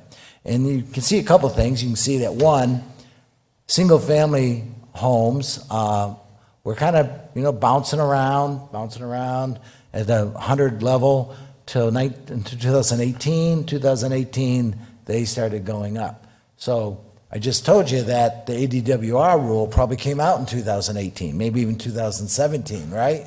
It didn't affect the single-family permits. They skyrocketed by 2021. And they skyrocketed probably because interest rates were super low at that time. And housing costs were reasonable. Then you can see that they've been coming down. The single-family homes, which is the blue, has been coming down from a high in 2021 to what we have today in 2023. The other thing you see on this chart that's interesting is the apartments, the orange. There were virtually no apartments constructed in 10 years. The last apartments constructed prior to this year was the second phase of Tierra Point, and I think that probably was about 2011. And so there was definitely a pent-up need and demand for apartments in this community. There was virtually no vacancies for apartments and so the market saw that, started responding to it, also responded to the higher interest rates and the folks that are being priced out of the home ownership market. And so today, in 2023, you can see we have permitted 700 apartment units. For the first time that I know of, and probably in the history of the city, more apartment units are being permitted than single-family home permits. Pretty interesting. Then we have the new product that entered the marketplace, which is the build-to-rent. First time comes on in 2023. You can see, and you know the projects, you see them under construction, but from a permit number, you can see it's about 524 build-to-rent units have been permitted and are under construction. It's almost equal to the single-family, to traditional single-family homes on individual lots that are owned. Of course, the build-to-rent are single-family homes many times, sometimes duplexes, but always rented and never owned. The other interesting observation, I think, about this chart is that the amount of manufactured homes that are permitted in this community has been really constant over the last 10 years. They don't go up and down. Whatever that demographic is, whatever that market is, it's pretty standard, right? Mm-hmm. And so others fluctuate more. That one fluctuates the least. Mm-hmm. So, went the wrong way, sorry. So the question we had to ask ourselves is, what's the mix going forward? What's the mix going to look like going forward? And so I tried to look at about, the next 7 years, so the end of this decade, what's going to happen. So I look at, on the left, that pie chart is a representation of that bar chart I just showed you, right? You can see what it is. Of all the permits, 71% were single-family, only 7% build-to-rent because they just got introduced last year. Over time, multifamily was manufactured homes was 13%, and apartments were 9%. But I think, for the next 7 years, the pie chart on the right is what you're going to probably see what will happen in the marketplace. We'll continue single-family homes. Will continue to be the majority of the permits. Build-to-rent will probably represent about 10% of the market. Apartments about 15%, and manufactured homes about 15%. Now, obviously, depending on what happens with interest rates, the single-family home section of this pie chart can go either drastically up or down. But I think that's kind of a normality, the pie chart on the right. It's probably a normality that we're going to experience over the next 7 years. So based on that, how many housing units do we need of those various types, single-family, built-to-rent, manufactured homes, and apartments, to meet the needs of our current and future residents? So to do that, the first thing we looked at, before we looked at the real need, is we kind of compared our mix here. You can see 60% single-family, 15% apartments, 15% manufactured, 10% build-to-rent, to other Arizona communities to see how does our mix compare to those other communities. And so we looked at a few communities that were close by. You can see Maricopa was almost exclusively a single-family. Now this was, again, 2021 data from the American Community Survey. And if you've driven in Maricopa lately, you know that there's a lot of multifamily being built. So if I did this survey today, multifamily might represent 5% or 8%, wouldn't represent, there'd be a bigger share of multifamily in Maricopa because their housing mix is changing as well. You can see Goodyear, and now this data does not include build-to-rent because in 2021, there might have been some build-to-rent in the West Valley. Goodyear has a few build-to-rent projects that are completed. I've been there for a couple of years, but it wasn't in this data set, I don't believe. Gilbert, a little bit, you can see a little bit more multifamily. Chandler, obviously, pretty heavy amount of multifamily. You see our Casa Grande. Then you see Mesa, and you see now that a little bit of a mix of both multifamily and manufactured homes. And of course, then you see Apache Junction, which is kind of an outlier here, having the greatest percentage of their housing stock actually being manufactured homes. So, the Casa Grande, this kind of shows that different communities can control to a certain degree, I think, the kind of housing products that are offered in their communities through their zoning, right? If you don't zone for multifamily, and you don't zone for manufactured homes, and you don't zone for build to rent, then they're not going to be able to build them, right? It's kind of that simple. But so different communities have different housing mix. So if we look at what is our current supply of these various housing products that to meet the need. We're going to talk about the need in a minute, but what's our supply? So the next thing we looked at was supply, and that gets into the cause. And so we know how many vacant lots we have in Casa Grande that have certificates of assured water supply. We know where everyone is. Currently we have 2,605 vacant lots with cause. Now, tomorrow, after I issue 5 more building permits, we're going to have 2,600, right? So it changes daily, but as of probably yesterday, we had 2,605 vacant lots with cause. We have 782 vacant single-family lots with cause that are in the preliminary plat stage. They're not platted yet. They're in the preliminary plat stage. They're like that Red Diamond subdivision we looked at tonight, right? That plat hasn't been recorded yet, but as soon as it gets recorded, it'll move out of the pre-plat stage and into the final. And I have a number of large developments that have pre-plats that are moving into the final plat stage. So we're about, over the next 6 months or so, maybe 12 months, to move about 5,000 lots out of our pre-plat stage into our final plat stage. So that's the supply we have for builders to build single-family homes. There's plenty of supply. In a minute, you're going to see, this year we're doing 500 single-family homes, or 600, right?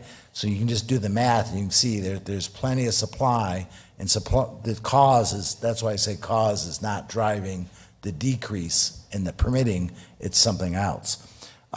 Interestingly enough, we also have about 3,100 condominium lots that have cause that are vacant, right?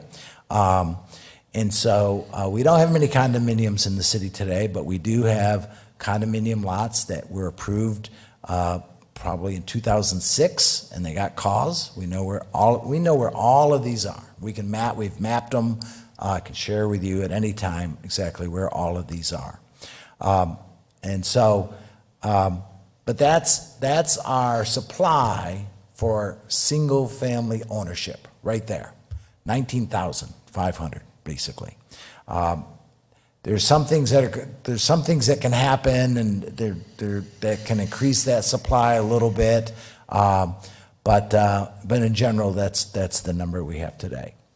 So then we looked at, and so that one's kind of set, right? Planning Commission, you're not messing with that number. There's not much you can do with that. You've had some R2 zone changes from PAD to R2 that allowed some smaller lots. It bumped up that number a little bit. But in general, that number is a static and finite number.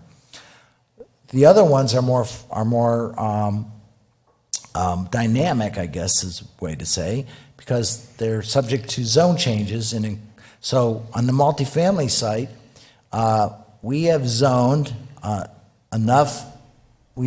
properties for multifamily on which 2,753 units can be built. They're just zoned. Don't have the next level, which is a major site plan. So one of those in that category was the one you voted to deny tonight. That's 120 of those are in there, right? They're zoned for multifamily, but they don't have the major site plan. You have another 1,482 that are already not only zoned, but have a major site plan, and now they can move into the permitting stage and construction stage. Because it's, you have to get zoned, and then you have to get a major site plan, and then you can move into construction. So total, we have about 4,200 apartment units that are either zoned and or have a major site plan approved. Manufactured homes, we have 1,500 sites that can accommodate up to 1,500 that are zoned, and another 944 that have site plan, so for 2,465. And then we go to build to rent, and you have about 1,600 that are zoned, another 1,500 that are have major site plan, for a total supply of 3,218. So there's your housing supply, right? So how does that relate to what your need is? So that's the next thing we looked at, is how does that supply relate to our need? So obviously the need is based on population.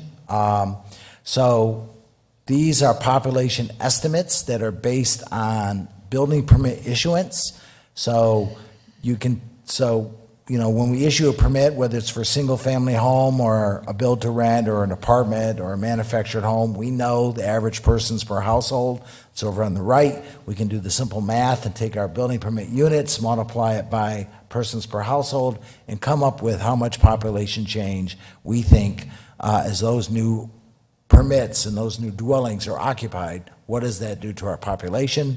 You can see the changes. We think today it's around 72,000, but I can tell you that there's a flaw with the analysis, because yes, we have issued enough permits in 2023 to add this population that this chart shows, but those units aren't all done. Some of them are in construction, some of them aren't going to be occupied for another 12 months. So this is probably realistically showing you what the population is about 18 months, 12 to 18 months from the date, right? So that we probably technically won't hit 72,000 until sometime at the end of 24, mid-25. The other interesting thing about this data is if you look at it compared to census data, it's higher. And the reason it's higher is because census data is for permanent residents. When I do building population based on building permits, it's dwelling units for both permanent residents and seasonal residents, right? So if you ever want to say, what's the difference between our, what's our total population, permanent and seasonal, this is probably a pretty good number, okay? So this is the population we need to provide housing for. If we go and try to project that out for like the next 7 years to 2030, we had to make an estimate, an assumption on population growth, and so we assumed 3,000 people per year. Now, 3,000 a year is only it takes about 11 to 1,200 dwelling units to house 3,000 people. This year, we're going to issue permits for 2,000 dwelling units, over 2,000.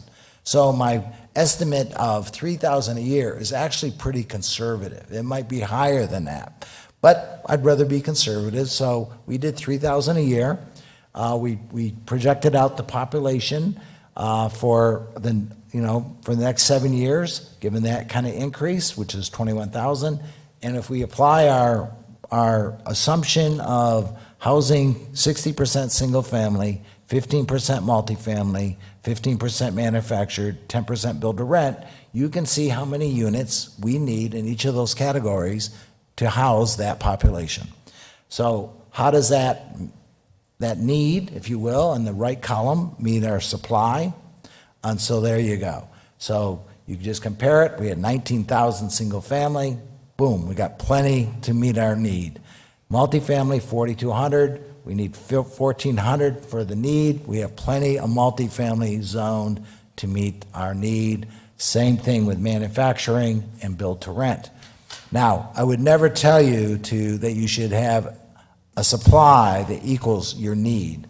You should always have more supply than need, just to allow the market to decide where it wants to build and have some competition in there. But probably for a rule of thumb, if you have at least double the supply than what your need actually is, that's probably about the right number, right? And so you see that's really happening in like a multifamily, it's more like 3 times the supply than the need.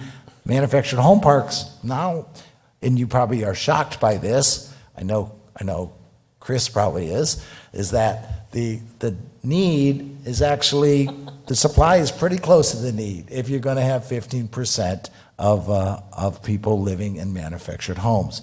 Build to rent, we have way more supply than we have need today because we've approved a lot of those. Now, it's unknown product. I'm assuming it's going to represent 10% of the housing stock. If it's really successful, the projects that are built, it might bump to 20%. Or maybe it's not successful and it goes to 5%. We really don't know. That one's kind of a guess at this point, but it's probably about the best guess we can do now.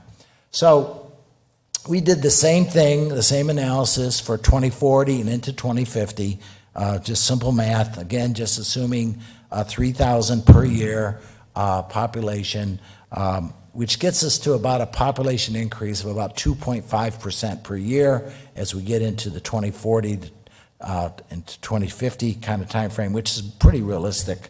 But again, you can see here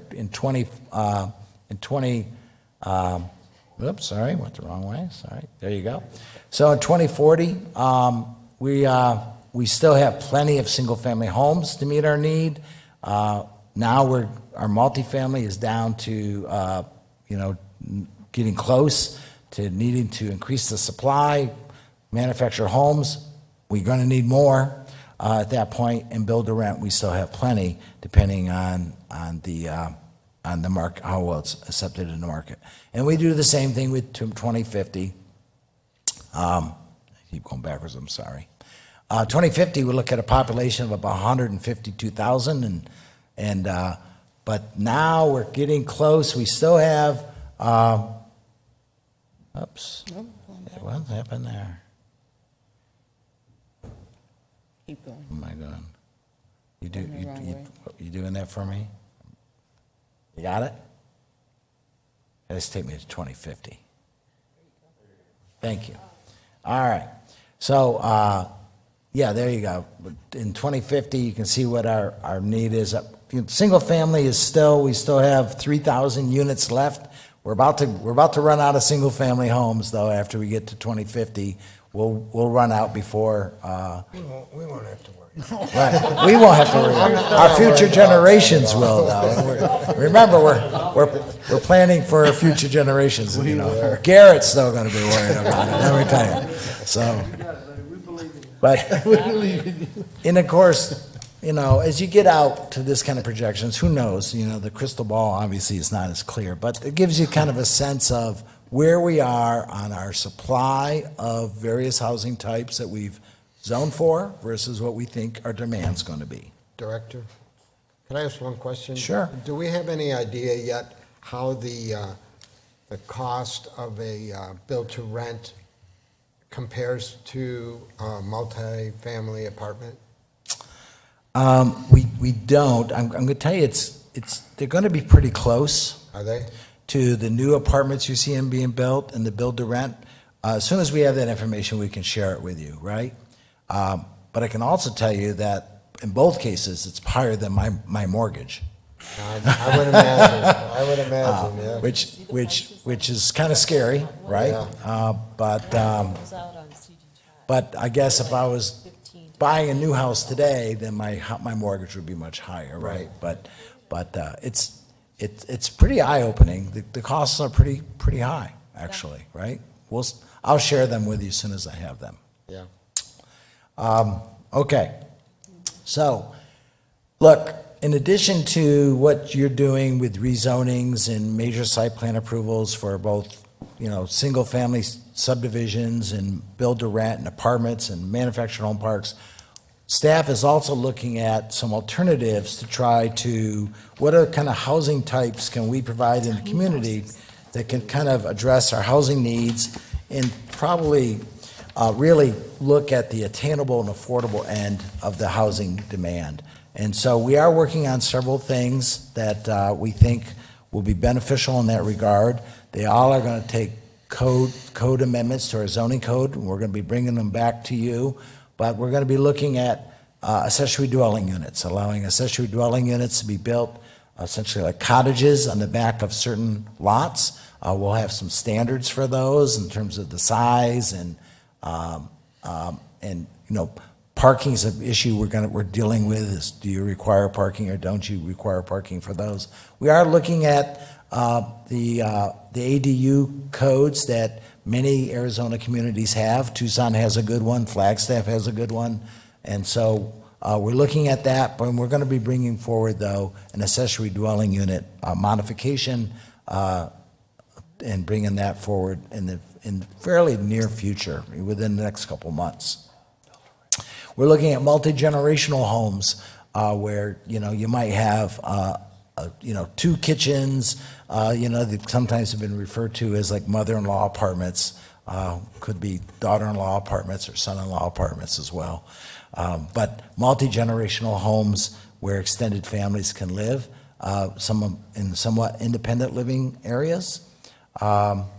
We're looking at manufactured homes on individual lots where the owner will own their home and own their lot. It's just an alternative to stick-built, whether it's manufactured or modular or, you know, we're exploring that. That's actually, what you see in the photo is actually one in Casa Grande. And so you know that the manufactured home construction today is much better than it has been in the past. I think it can be well done. So we're looking at allowing it in certain neighborhoods and infill lots particularly. We're still thinking about whether or not it should be a permitted use or a conditional use. But we're looking seriously at that. And we're looking at container homes as well, shipping containers that can be converted into dwelling units. And of course, that's been done in other communities, and we've actually had people come talk to us about doing that here in Casa Grande. And then, of course, doing something like a container home village or a tiny home village, similar to a build-to-rent, and those are happening in other communities as well. So we're looking at all of those as alternative housing that might be able to help out with some affordable, attainable things, but it's going to take some code changes, just zoning code text amendments to get us there. So that's the wrap on that. I will lastly leave you with the thought that, you know, we talked about those 3 criteria for zone changes and the community need versus the supply and the compliance with the general plan. But sometimes you're going to have to give priority. You may have a project that's like, let's say it's multifamily, and it's like, well, we don't need any more multifamily, but this one is financed with low-income housing tax credits, and it's going to have more affordable rents. Should you give that more priority? Or maybe it's going to be in the downtown area, and it's going to help revitalize downtown. So it's not just about meeting the housing need, it's about what other benefits it's going to make on the community. So you're going to have to weigh some of that as these come forward. So it's not black and white, it's not, you know, cut and dried. You're going to have to use a lot of judgment. Infill development's important to us. So you're going to have to weigh these things as they come before you, because as you know, a lot of these decisions are not easy. But hopefully this information will help put things a little bit more in perspective for you. And with that, I'd be happy to answer any questions that you might have. Good presentation. Thank you, Tom. Yeah, thank you. Yeah. Thank you. Very thorough. Appreciate it, Paul. Surprising, because we always hear that we need housing, but we have a surplus in some regards, so I don't know. Yeah, it's interesting. It's excellent. Thank you, Paul. Yeah, absolutely. All right. You showed this before. I know, I really want, Before I was that. gonna mention something It's in in the the, beginning. in the old business item to say, man, I wish we could hear these housing study. But, thank you. Yeah, we should have done that first. They might not have heard Okay. it, whether you presented or not. Okay, any questions about that No, presentation? that was really good. Thank you. Very good, yes, thank you very much. You know how much I like that. Okay, still talking to the planning director. Any reports? Well, speaking of housing, you got our building report. You can see that we are still issuing permits for single-family homes, and as I mentioned, we are pushing, closing in on that 2,000 unit of permits this year, which is probably the highest number that we've done in the history of the city that I can tell. So, we are building a lot of housing in this community. Mm-hmm. Absolutely. Administrative approvals, we have, Jacqueline worked on a food park, a food truck park. It's going to be interesting on the corner of, that's 8th and Pinale, right? So that should be pretty interesting. That will be nice. Little minor amendment to the Countwood Ranch Apartments, which are all approved. They got their zoning and their major site plan, and that will be probably the next apartment complex that you see going under construction on the south side of O'Neill, just to the east of Treckle, Okay. Oh, yeah. right? Yeah, that's it. O'Neill, yeah, excuse me, O'Neill. Yeah. South side O'Neill, east of Treckle. Right. Home Depot did a little modification, looks like, so they could have rental trucks. Oh, yeah. Did. Board of Adjustment approved a new temporary use permit for on-location filming. We're trying to promote Casa Grande as a good location to shoot some filming. So that's interesting. New comp sign plan for the Casa Grande Town Center. Planning Commission approved, City Council. adopted all your recommendations, approved everything that you recommended to them, and that is all I have to report. That's right, they were going to put apartment complex for D Diamond Ranch. I totally forgot about that. There you go. Okay, heard all that, you got the report. Motion to adjourn. I hear it. Second? Second. All in favor of adjourning, say aye. Aye. Aye. And if you dare, say no. Stay longer. Oh my God.